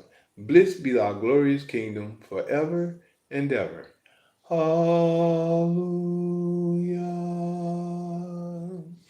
Thank you, Father, for the reading of your word. Thank you for your spirit, your word, and the gathering of us as a people. In your holy word and spirit and all things we pray. Hallelujah. Hallelujah. Hallelujah. Other than that, I'd like to thank everybody for coming. And also, if you'd like to get in contact with me, you can always call or text me at 770-572-5315. That's 770-572-5315. Or you can email me at lkhyym@gmail.com. That's lkhyym@gmail.com. You can also check me out on X, formerly known as Twitter, as well as my Facebook, my YouTube, and my X, formerly known as Twitter, or at JuicePro33. That's all together. That's JUICEPRO33 all together. Please like, subscribe, and share. You can also catch me on Instagram and TikTok. Instagram and TikTok under LKHYYM. That's LKHYYM at Gmail. LKHYYM underscore the juice. LKHYYM underscore the juice on TikTok and also Instagram. LKHYYM underscore JUICTHEJUICE. That's after the underscore. And also my other TikTok is Michael the Juice Harris, which is MI apostrophe. Oh, this what's called what have me. Finally got rid of these though. 2 tabs of oil. Finally got rid of those with these. I don't take antibiotics. I gotta take some more antibiotics. Yo, bro, when you gonna post the album up for the album you got the gold record for? need to hear that, son. If you go into my like go to YouTube or if you go into any of my posts, you'll see you'll see the links. You'll see the links with my with the heading. You got one called the end, the one is the end, one is repent, one is keep it to yourself. Another one is keep it to yourself, the end, repent, fast and pray. I got a few more as well. One I got called the juice. I got another one called FOC. I'm glad you like them though, bro. Yo, and that was the group. These songs you did when you was with that group. No, those are my songs. The ones that I did in the group. What I'm gonna do is one day what I'm gonna do. Matter of fact, I'm gonna email them to you. I'm not email them. Yeah, email and text them to you. That's what I'm gonna do. Yeah, because I want to hear. You got videos too, like the video. They're on YouTube. They're on YouTube. Old school hip hop videos and stuff like yeah. When I was in Europe. Yep, those ones I got in Europe. I'm gonna email them to you. I see that Euro style. You got like yeah. That's it. I'm definitely gonna email them to you. One day I might put them and just put one or two in my post. When I'm talking, matter of fact, when I talk about my past, I'm gonna put them in the post. That way they'll be in the post. Like it sounds interesting, man. I'm interested in seeing like that era in your time. You know what? I'm gonna upload that because they erased all my other stuff. So the ones that I got uploaded, I got those in there. So all I gotta do is re-upload them with the same because I got the same. Hey, son, you got a gold plaque for this? Like, wow. You gonna see it. You gonna see it. Matter of fact, I'm gonna start on that this week. This week I'm gonna post those up. I'll post the ones up about my story. I'm gonna post the ones up about my story, and the ones that my story gonna have the in the post. You're gonna see the links that you can just pull them up. So you got fans all throughout Europe that just be like, got your album and all of that. Yeah. Yeah. Man, that's something though, man. I don't look at it like that, but it was one thing I can say, it was beautiful. And your the brothers that was in this group with you, how many was it? How many? It was just mainly, first it started off, the name of the group is Imperial. I'm glad you asked me about it. I'm glad I can talk about it while I'm telling all my formalities and stuff. Matter of fact, let me finish that. I'm going to tell you everything about it in a few seconds. So I think I was at Facebook. My Facebook is Michael the Juice Harris, Mikael space Harris, shall I say, MI''CHAEL space HARRIS. That's my Facebook. And for my my full version, which is the long version, full version of what we just did, is on YouTube under video. That's the full video, as well as on Patreon and Rumble.com. Patreon.com/LKHYYM and Rumble.com/LKHYYM. And how to get back in contact with us before I share the rest of the story, which I hope y'all stay to listen. You can come catch us like we did tonight, Fight Fire with Truth, which is open conversation, what we're having tonight. Open conversation, that's every night after Sunday at 9 p.m. Eastern time. And Mikael's Not the Truth is just the night after Monday at 9 p.m. Eastern time. That's Mikael's Not the Truth. That's 9 p.m. Monday. And now we're doing, for those who have, once you connect with me and I send you the information, you have to sign the NDA, and that's on Tuesdays at 6 p.m. This is called Introductory to Solving Class of Knowledge. Once you sign that information, we're going to share with you how to become, I just say, how to get in your sovereign status and help yourself in many different ways. And that's on Tuesdays at 6 p.m. Eastern time. And on the Sabbath day, we're here at 12 p.m. Eastern time, which is 12 noon Eastern time on the Sabbath. Other than that, you can always connect back with us. But as my brother G1 was just sharing a few moments ago, I have a few videos that I shared about my story. The story when I was in Europe, the story, the things I've been through, my spiritual awakening, my redemption. I'm going to start uploading those next week or this week now.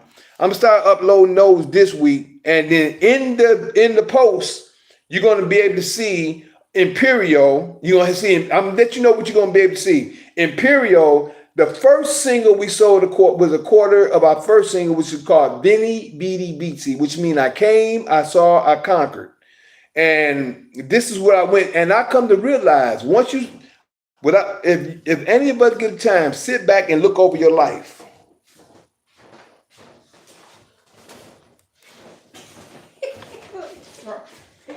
Sit back and look over your life. And when you sit back and just think about how your life is, where you are from where you came from, and just strategically just look over your life and see how you came and look at your path. Look at your life path and see where you at today compared to where you came from. Julia, you got a lot you're going through right now, and I'm glad to be a part of it. And same with you, G1, but Julia, she got a lot of stuff she's going through right now, and she's making history. I know that for a fact. But sit back, look over your life, and you'll see where you're going, or you can almost understand where you're going from where you are. When I left Detroit and went to Europe, I didn't know, all I knew, my sister invited me to come over there. I didn't know my road that I was going through, where I was going, but I was going through hell with my oldest girl's mother, and I was just going through things here. Sister invited me to come to Europe, went to Europe. I felt free, relieved.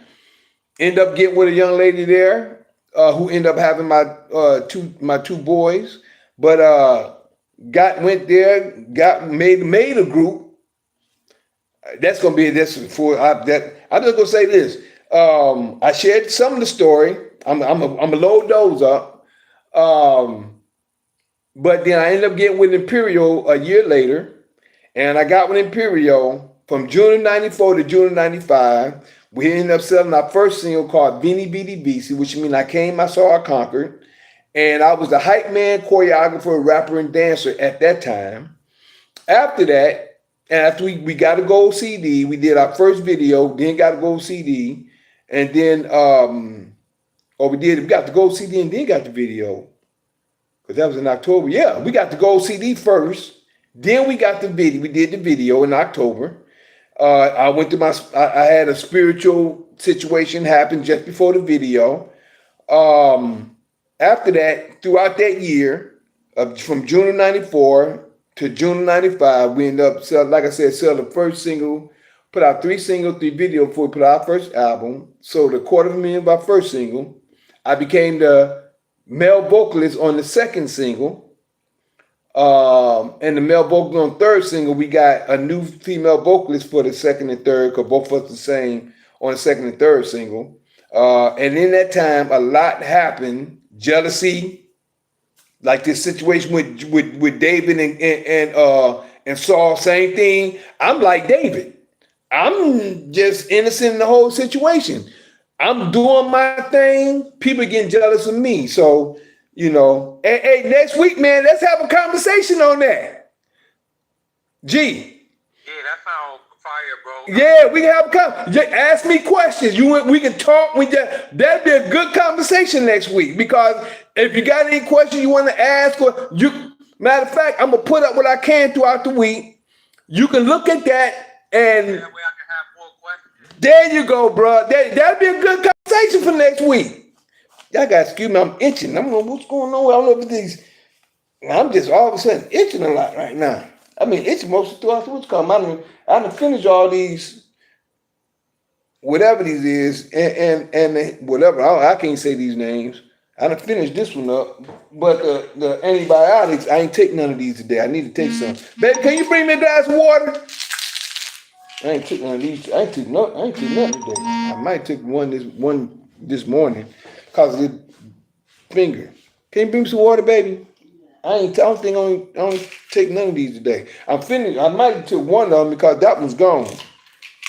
The one to take the 2, but I just got this left. Did you finish the one? You only need to finish the ones from the doctor, baby. Yeah, that's what I'm saying. Yeah, the one the two in the pack. I finished that one. You know these things better than I do. No, I don't take no medicine. But yeah, that'll be on point next week though, bro. Next Sunday, that we gonna do. It's gonna be an open conversation, and you can have a conversation about my history or whatever. You know, that'll be a good one, man. I love to talk about that just to see what questions coming from and we can talk about. You know, and then what I'm gonna do is, I'm not only gonna pull them up. I'm gonna send you the videos. I'm gonna email. I'm gonna text them to you and email them to you. Okay. Yeah, I can't wait to go over this, bro. Thank you, baby. Look at this. Now you know that's gone. These right here. Why do you keep taking these? Because they take them. I don't know. So they take 2 per day. Well, It's they. pain pills. Well, You ain't in pain. well, not really. But I mean, itching right now. That's the antibiotics. Yeah. Okay. I think I took one of them Both today. of these every day. Take one tablet early for 4 times daily for 7 days. You're supposed to bend down with this. Well, I've been taking Did them. you take the other ones up? I just been taking them and the other ones. Them the only ones I've been taking. Ibuprofen. I ain't even take them. Okay, this is no. You see my doctor, y'all. See. No more pain pills. Thank you, baby. I ain't got to. I ain't been. No, you Not don't. really. Not really. And these are weak anyway. We wouldn't be able to. Well, really? Well, shoot, they've been doing pretty good with me though. They've been taking 2 of them. That's probably all you need. Well, I don't know. I just know I'm itching. Yeah. I don't know. It might be itching because I'm not taking them. I don't know. Shoot. No, you itching because you probably are taking. Because I am, maybe so. You know. Well, it is what it is. You know, I'm just glad to get this baby together. But yeah, man, that's gonna be good next week. That's gonna be nice. I'm looking forward to that. And I'm gonna send you those this week too. Send you them the videos and stuff. And if anybody like to know more, you can go to YouTube, pull up Imperial, Imperio, and 3 songs that I did. There's other ones that they make. Imperial was like a franchise. So. But I did 3 songs. If you can remember, Veni, Vidi, Vici, which mean I came, I saw, I conquered. And the video is going like when it come on, da da da da, da da da da. You know, that's how it's gonna sound. I would pull it up here, but that's how it's gonna sound. You're gonna see like soldiers, you know, like the Roman soldiers. That's how I know that the creator sent me through this way to let me understand. Cause when I first got with the group. All I knew we was doing stuff for the that was about the Bible. I didn't know too much about it. I just knew it was about the Bible and Rome. It was about Rome. Not knowing until after I got out the group, going through my spiritual awakening, that I was working for the enemy, meaning I was up Rome, which is actually in the end of the video. I'm not going to spoil it. I'm not going to spoil the end of the video because I'll tell you Veni Vidi Vici. Then after that, I did Quo Vadis. Quo Vadis. Quo Vadis. That's my Crazy. Haircut, like the Quo Vadis, ain't that a haircut? I heard a haircut. Yeah, I think I heard the haircut, a hat, and all I know is Quo Vadis mean where do you go? That's all I knew. But that was the name of my second single, and the third one was Nostra Cupa. That's the third single. But you'll see 3 videos. And we did live. We did Quo Vadis. We did live one time. This is just like now. This was like Dancing with the Stars or American Idol. It was like 28 different groups. We was on live TV nationwide. They had to call in for votes. We placed 4 times. Out of 28 different groups, we placed first, second, and third 4 times. Out of the first, second, and third, we placed 4 times out of 28 different groups. And I'm going to tell you, it was, man, all I can say is I was a star across seas in Europe. I'm not saying I was big, you know, especially in Austria. But You know, I don't brag nothing like that. I'm thankful for the time I had and what I went through. That was back in 95, 94, and 95. But it was beautiful when I was there. And didn't think I was going to leave until I went through my spiritual awakening. And when I went through my spiritual awakening, here I am today. So I've come to learn a lot, like I say, in that time. But I would love to get that information. You know, I always thought about writing a book. One of my boys, little Mike, he told me, man, you ought to write a book. I would like to write a book about my life. It'd be interesting, really. Yeah, I think that come soon too. Like you said, a book eventually, right? Yeah, man. Write the message that you always tell the story into a book form. Yeah, bro. That would be something. It'll happen when it happens, because I'm ready for it when the time comes. I want to make sure, I want to make sure I have my head right, have everything, and some friends around and what have you, and but it's been a life. It's been a life, and I'm thankful. And I'm telling you, what I've come to know and the things I've seen and what I've come to understand is something. Even the people that's around me, Julia, and the people that's around now, even my baby. And the spirit told me that the woman you're gonna meet her in Detroit, and she's gonna be with you. All this got a part. It's all this has a part in the life. You know what I'm saying? Wait. You said how'd you find out about your queen? How did you know she was gonna like? When I was in Atlanta, in August of 2014, it's always something happened right after my Earth Day. When I was in Atlanta, it was a sister here in Detroit. I knew her from Atlanta, but she was in Detroit at the time. Her name was Akashi, right? She was a tall, big girl. We was cool. I knew a lot of people. So me and her was talking. She was in Detroit, and she was like, Juice. Everybody called me Juice. Man, you ought to be here in Detroit. They need your water up here. They didn't have alkaline water at the time. And this was, like I said, this was back in 2014. And I was already coming up here visiting since 2007, 2009, a few times. But matter of fact, me and a couple of brothers from Marcus Garvey from UNIA. We came up here in 2009 for a situation when we seen Dr. Sabi. Dr. Sabi was here, and we came up for the Marcus Garvey situation. Not Marcus Garvey. Yeah, Marcus Garvey situation. We came up for that, and I was coming back and forth between time at that time, just coming to visit. So this is 2014, and this girl named Akashi was here in Detroit, and she said, well, you ought to come up, they need your alkaline water up in Detroit. I said, okay, well, I'll think on it, because she did something, I'm going to say it like that, I'm going to say a reading, but she did something to make me understand of the woman I was with at that time when I was in Atlanta, when I was just beginning to know this sister named Tanisha. And she said, she kind of told me that we was going to get together, and me and her ended up getting together. Matter of fact, she was the one that had my last child before he passed 10 days later after being born. But she told me about that. So when she told me about coming to Detroit, I said, well, I'll think on it. I always wait for confirmation. I have to wait I get confirmation from the Creator to find out before I make a move. That was in August.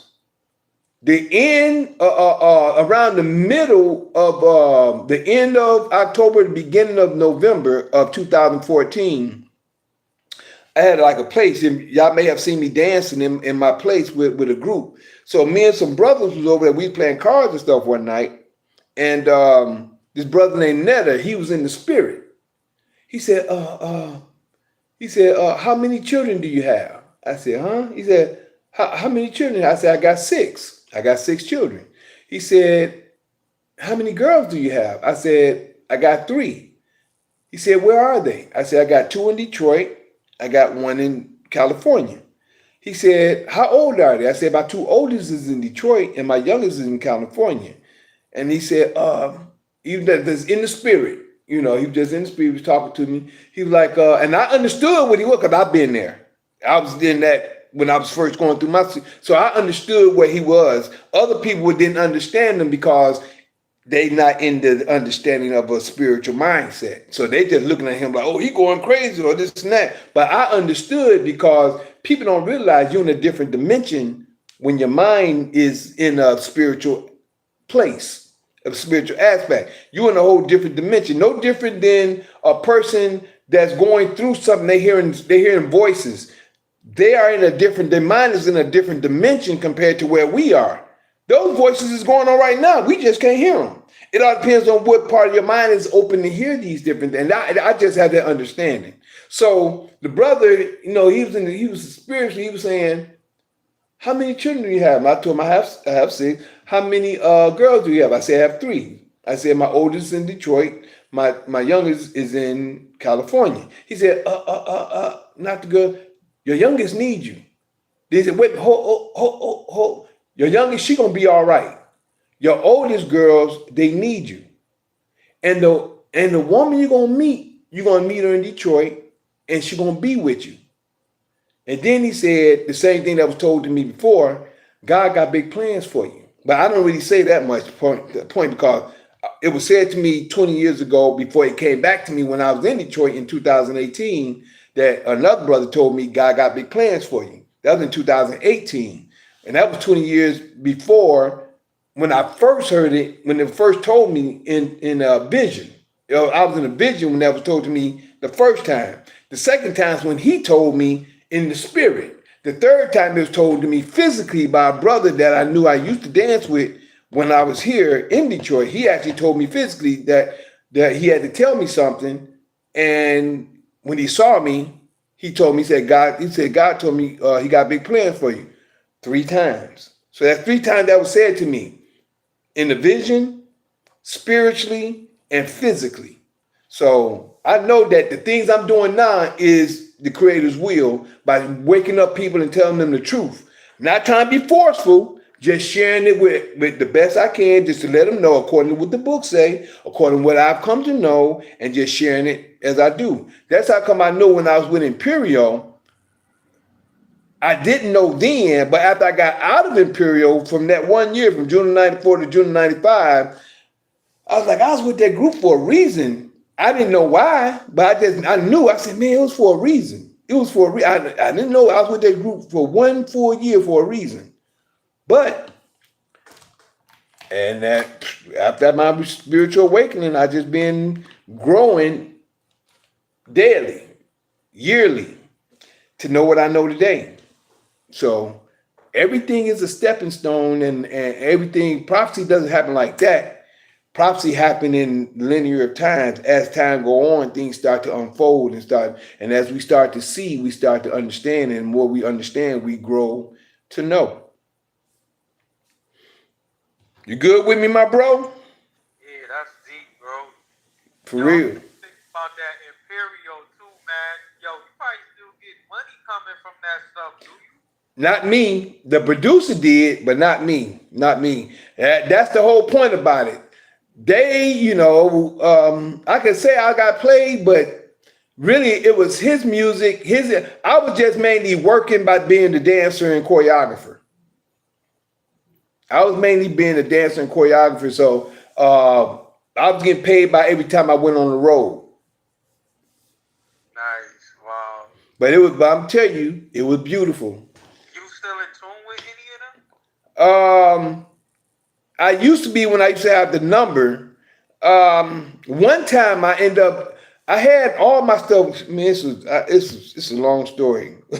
I lost information because somebody took my stuff and, ooh, man. But I actually called them one time, and they didn't speak English, but when I called, I ended up getting in contact with the producer's father. And when I called them, they were like, Michael, this is Michael. The father was happy to hear from me. And I don't know. I used to, when I was calling him, I forgot how to call him. It's been so long ago. I found out how to call and get in contact with him. And then when I called them, connect with them, and they were just happy to hear from me. But it's a long story. When we talk through the story, I'm gonna break down the information. Oh yeah, I'm gonna break down the information on how I got out the group, And jealousy. The main thing what we talking tonight about David and Saul. Jealousy is a strong. Jealousy is something, y'all. For real, it's something. But man, I got a lot to share with you on that point, though. For real. You know what? A lot of groups go out like that too, man. You know they get so big and then they tear apart because of the Jealousy. and all these different things, ego and just like you said. Yeah, bro. Yep. Well, yo, bro, I ain't gonna keep you up, man. I know you, like you said, you dealing Yeah, with a lot. man. Man, you making me think though. You bringing smiles to my face and make me think back. That's good, man. I'm glad that was a good time. It sounds like so. It was beautiful, bro. When I say beautiful, I didn't want to come home. When I said I didn't want to come home, if it weren't for me going through my spiritual awakening, I'd have got married. Yo, and then I know you got to be proud, just to know that you got like achievements, like a gold record, and just. Yeah, I mean, I feel good behind it. Yeah, man, that's got to be something to make you feel proud inside, Like, yeah. And you don't even brag about it. You just kind of keep it, Yeah. It's not about that.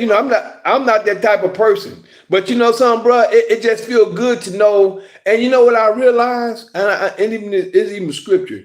Even though that's the past, it's more coming. Especially what me and my wife come to know, what we're helping people with. That's nothing compared to what's coming. That's how you know the life is going to be a great one when you have just like when that's just a small thing.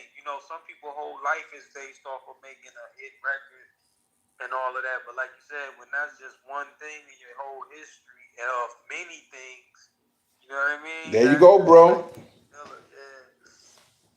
That's on point. That's how you know that's a life well lived. You know what I mean? Yeah. And then you know the purpose behind it once you find out your purpose. And I think I asked that question. I think about 2 weeks ago. I said, "What's your purpose?" And then the next day I came up with, "Our purpose is the kingdom." And I think that was last week. I think we did that last week. But yeah, man, it's just that once you come to know, it's a total different story. And then it's something when you try to. And I'm always been the one to try to help our people and show and share information for our people to know a little bit more. But it's just up to us to want to grow and know more. Well, yeah, man, life is for living. So and in that time, you just do your best, So no matter where you was at or what you were doing, you just. I gotta step out there, man. I'm glad you said something. Hey, have you been outside? You know if the blood moon was tonight? Supposed to be tonight? Yeah, it was today. It was a total eclipse. You seen it? I didn't. It wasn't red in how I saw it, but like I don't know what time it was supposed to go red, but like yeah, I was out and I took a few pictures of the full moon. Yeah, I was outside. I don't know if what the time the exact total lunar eclipse was supposed to be. Yeah, I hear you. I'm going to go out there in a few minutes and try to look up and see. As soon as we get off here, I'm going to go up and look. But yeah, man, I'm looking forward to having the conversation next week now. Yeah, you get me hyped. I can't wait to hear the music and all of that. Yeah, I'm saying that to you. And then that way you can feed off that and ask questions. Yeah, because I know it's going to raise a lot of questions. It's going to make me, like I said, just think and it's probably going to turn me into some more information that I ain't even, you know what I mean? Yeah, bro, I'm telling you. See, that's what life is about. The more we live, the more we know. Even through other people, we grow through other people's experiences. Yeah, man, I'm going to be getting my passport pretty soon. So there you go, bro. Hopefully, I can just get up out and go maybe like go live abroad for a little bit. Bruh, once you get a chance outside the United States, anywhere, I ain't gonna say anywhere, but almost anywhere. I just know where I went. But if you get a chance to get outside the United States, you're gonna see. I'm gonna tell. I almost didn't want to come back home, bro. If it wasn't for me going through my spiritual awakening, I would not be here. And matter of fact, I'm seeing somebody say something like it was like a CIA agent that was talking about, yo, man, if you can't leave the United States before 2030, like it's gonna be some stuff going down, like where they really is not gonna be, like this place is gonna be on some other stuff. But yeah, so like you said, we might even need to just be on a whole different type vibe, like you said. You know what I always do? I always do this. I wait for the creator to get me to make the move because when I made my move to Germany, I didn't realize it wasn't me. It was the creator giving me the way to make the move. I made the move because when I did, when it was time for me to come back, when I went through my spiritual awakening, it was told to me some things that I didn't know, but I was supposed to make another move, not understanding. And the move I was making, I didn't understand at the time, but I know wherever I'm at, I'm where I'm supposed to be. So when that time come with all these, a lot of stuff they could say that was going on, because there's a lot of things that these Caucasians thought they was going to do that it turned into our favor. You know what I'm saying? It's a lot of things that they thought that they was going to try to get rid of and try to do, and no different than the crack they put in our neighborhoods. It did its damage, but it turned back on them as well. A lot of stuff that they did thinking they were doing to us, it always turned back on them as well. Nah, that's a fact. But I went to a movie. I went to one of these movie screenings that's for a movie that don't come out till 2026, and I had to sign an NDA when I went to go see the movie. And it's like if I speak anything about this movie, they could charge me $50,000. Ooh, I talk about what I saw because right now we gonna record it anyway. I got you. Yeah, but yeah, in this movie, man, it was dealing with some very deep shit, and it was, and what I can say in the beginning of the movie, it said this is based on a true story that happens in the future. Mm. Yeah, so it's basically saying this is a true story, but it haven't happened yet because it's based on in the future. Yeah, so yeah, man. So it's just like, and then what I just told you about what this dude was saying about 2030 is make me really think that really already, because when they tell you something in a movie, we already said before that they be talking about this stuff, what, 5 to 10 years. Sometimes they just dropping the jewel. They already knowing where they want to go with it. It's because they already have the Notice how I plans. just said 5 to 10 years, and what did I just say? It's 2025, and the man said before 2030, which is Right. 5 years, and this movie don't come out until I don't know what time in 2026, but it don't come out until 2026. Yeah, so it could be the beginning of the year, the middle of the year, the end. Right. But you do know that they have plans. When I say they, the system have plans 20 to 30 to 50 years ahead before it even comes out. Yeah, they be on a 10-year plan. They be like, yeah, we want to do this, achieve this in the next 5, 10 years, 20 years. They don't just live day to day. They, like you said, they have it planned Ahead of time. 5-year, 10-year agenda of what they want to achieve by so and so and so and so and so and so. Even if they fall behind a couple years, they still stay on track. You get what I'm saying? You try to make things happen. Mm-hmm. Yeah, so they stay continuing daily on their agenda of trying to achieve whatever it is, man. So it's just, I don't know, it's a lot to think about with that, and then it's just the state of how things is just kind of seem more deteriorating than they get better. It's in a lot of ways around, and even in Canada, you hear like I was getting into some of the even how with the private classes, I was doing some research into Canada and just they even forming groups up there because they feel like they getting overran with all of the different groups that's coming there and flooding the areas from over in different from foreign areas and whole culture, so that in the next 10, 20, 30 years the whole face of these places is gonna look like different compared to where they grew up and how we grew.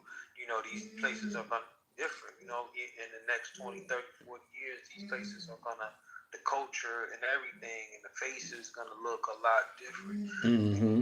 So people is trying to figure out what to do about it and how to get free from a lot of these things, that a lot of the downfall, the pitfalls of it, because the rich keep getting richer. They buying more yachts, they buying more they buying more, they getting rich more. You know what I mean? So they don't have any intentions on fixing anything because they actually getting, power out of controlling it like this and leaving it this way. You know what I'm saying? So it doesn't really seem like things gonna get better in a certain sense. And even though like individual small pockets and circles like ours, we might be able to get free and get better. But overall, it's like it's gonna be a problem overall everywhere for a lot of people. It's gonna get a lot harder, especially without them having no money or no knowledge and understanding on how and not know they're not in tune with the creator and the source. Very hard times, you know what I mean? So it's just like knowing that, and like I said, what I just seen in this movie and hearing all types of things, and so like you said, this might be my, like you said, preparation to make other moves. Like you said, just getting in tune to get up, be able to get time to get free. Yeah. Out of here at the right time, you know what I mean? Because like everything is at timing, like you said. That's it. In due time, you know. Yeah, just mainly stay. My main thing is stay prayed up. Ask the Creator to keep leading and guiding you. That way, when you know when the time comes, you'll know when to move. You know what to make. You know the Father's gonna open up a door, and we just gotta be like, okay, should I make this move or should I not? And I'll ask Creator, should I make this move? Should I not? Because that's how I came back to Detroit. When the sister told me first in August. And then he told me, well, your daughters need me. That was my day. Okay, my daughters need me. Got to head back to Detroit. So and then he said, the woman you're gonna meet, she gonna be with you. Woman you're gonna meet in Detroit, and she's gonna be with you. I said, okay, head to Detroit. So that was my confirmation on that from the talk in 2012. The talk in August when I talked in 2014. She told me first. Akashi told me I need to be in Detroit. I said, okay, I'll think on it. I'll check on it. The confirmation was when. So that's what I look at. I look up the Creator give me confirmation when I presented something. I let it sink. And like, okay, Creator, if this is what you want me to do, allow me to know, or open the doors and let me find out what I need to know, whatever. And then That's why it's important to take time to not be distracted and think quietly and be in a space of peace, and sometimes that way you can hear greater in you because the source is already inside you. yep. Signs, the universe give you all these signs. Like when I do see the movie, and matter of fact, I got another free screening movie I get to go see Tuesday. And it's for, I can't say this because they already got the trailer out because the movie don't come out until November. But I'm going to get to see it early. And I haven't seen it yet, and I ain't signed the NDA, so I can't say I've seen the trailer for the movie. It's on YouTube, too. Look it up. For The Running Man. Remember The Running Man with Arnold Schwarzenegger? Yeah. Where they're redoing it, and it's coming out in November. But the trailer is already up now, but I'm going to get a chance to see it Tuesday before it comes out in November. And the trailer I watched, I just told you the movie I did sign the NDA for, and how they keep coming with the same thing. But in the new Running Man, remember how he was in a stadium, and he had to get outside the stadium? Right. And man, they changed the thing to where he's out in the city. He's in an open city, and the whole city is chasing him. And he got to survive through the city, and they trying to kill him. And, if he can get out, it's like Hunger Games type thing where, it's like, yo, you want to save your family and get out of this situation. If you play the Running Man game, and you can make it out before anybody, you get rewarded. I think so much in the trailer. It's on YouTube. You want to look up the Yeah, I trailer. think I've seen it, but I didn't see. I didn't see the trailer, but I seen the like the picture of it. Or the old one. No, I think it was the just the picture of just saying the Running Man, but I didn't. I know they made a new one already, but I think this will be the third Running Man This will be after. the third one, yeah, because you're right. They just made the Running. I'm like, yo, did they just remake the Running Man already? Yep. Yeah, I remember that one. I think this will be the third one coming out. Yeah. So this will be the third one that they made, and it's a little bit different. Like I said, I can tell you that because the trailer's already revealed. Right. See it in full, but the fact that they keep showing the signs, because remember, we just said 5 to 10 years, and what they want to. A lot of it is predictive programming as well. You know what I mean? So Mm-hmm. they're showing you the way they want the future to look and how they want it to go. You know what I mean?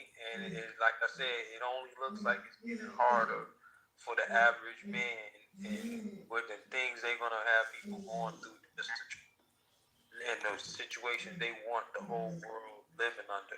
You know what I mean? And especially in these big cities. Exactly. Exactly. Mm. Yeah, so and these are signs, like I said, that eventually, if you pay attention, it's like you said, you spend time on just undistracted from other people's thoughts, and you don't force nothing. Because a lot of times you try to get so much stuff done and force things that you can maybe make a move that was unnecessary Yep. or wasn't at the right time. There you go. So, like you said, I'm been trying to slow down, even though I know it's like so many things that I got going on, and I want to get taken care of, that I have to not make sure that I, like you say, haste makes waste. Mm-hmm. Yeah, you know what? I used to be like that, bro. I used to be trying to like, no, I'm gonna get this done, get this done, and I just realized everything the Craig gonna let it happen in this time. Right. And that's something I was listening to Alan Watts. I don't know if you ever listen to Alan Watts.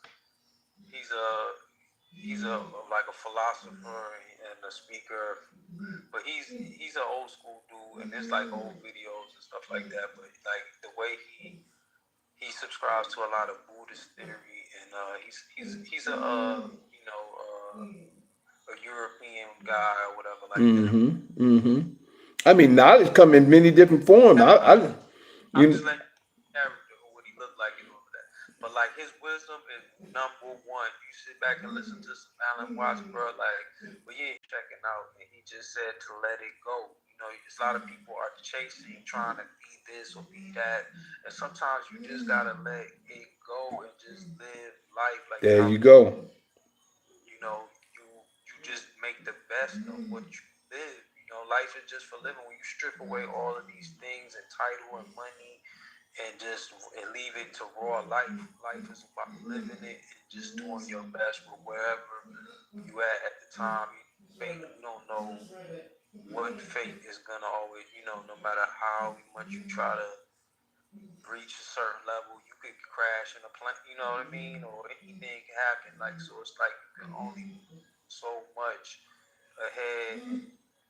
You know what I mean? So it's just like at the end of the day, you gotta like be at peace with what you have, who you are. That's right. Just try not to force nothing. And yeah, you gonna try to keep getting better, and because you always doing your best. But like some people just like that feel like if they're not always doing something, they're not being productive. Exactly. Yep. That's the way society kind of pushes us to think.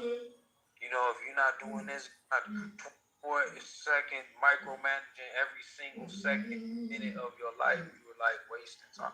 But sometimes, about sitting back, quiet, and not doing nothing. So, and that's the way you get the answers of knowing what to do next. Yep. That's true. It's like meditating. Exactly. You know what I mean? Staying prayed up and tuned in tune with stuff. But yeah, man, it's been great talking with you, man. I ain't gonna keep you up long or whatever like that. It's getting late, so go Yeah, ahead. bro. Man, I appreciate it. I'm gonna be sending you that information. It won't be tonight, but I'm gonna be sending you through that information throughout the week. Anytime And you all week, bro. Like huh? all week, you got all week. Anytime, just I got you, bro. Well, other than that, I'd like to thank everybody for coming. Julia, my brother G1, and we did the formalities and everything. And I think right now we're looking at 2 hours and 29 minutes so far. So other than that, I'd like to thank everybody for their time, your patience, your listening ear, your and I. Love you, G. Love you. A minute. Peace. Recording stopped. Yeah. So, other than that, family, friends, and the world, love y'all. I appreciate love you, and I'll see you again soon.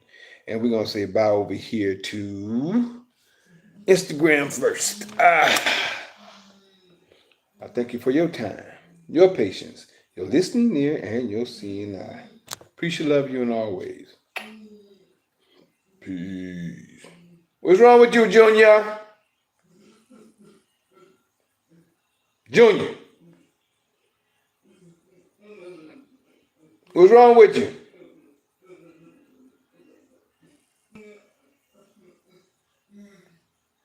There we go. All right. Over here on Facebook, I thank you for your time, your patience, your listening ear, and your seeing eye. Love you, appreciate love you always. Peace.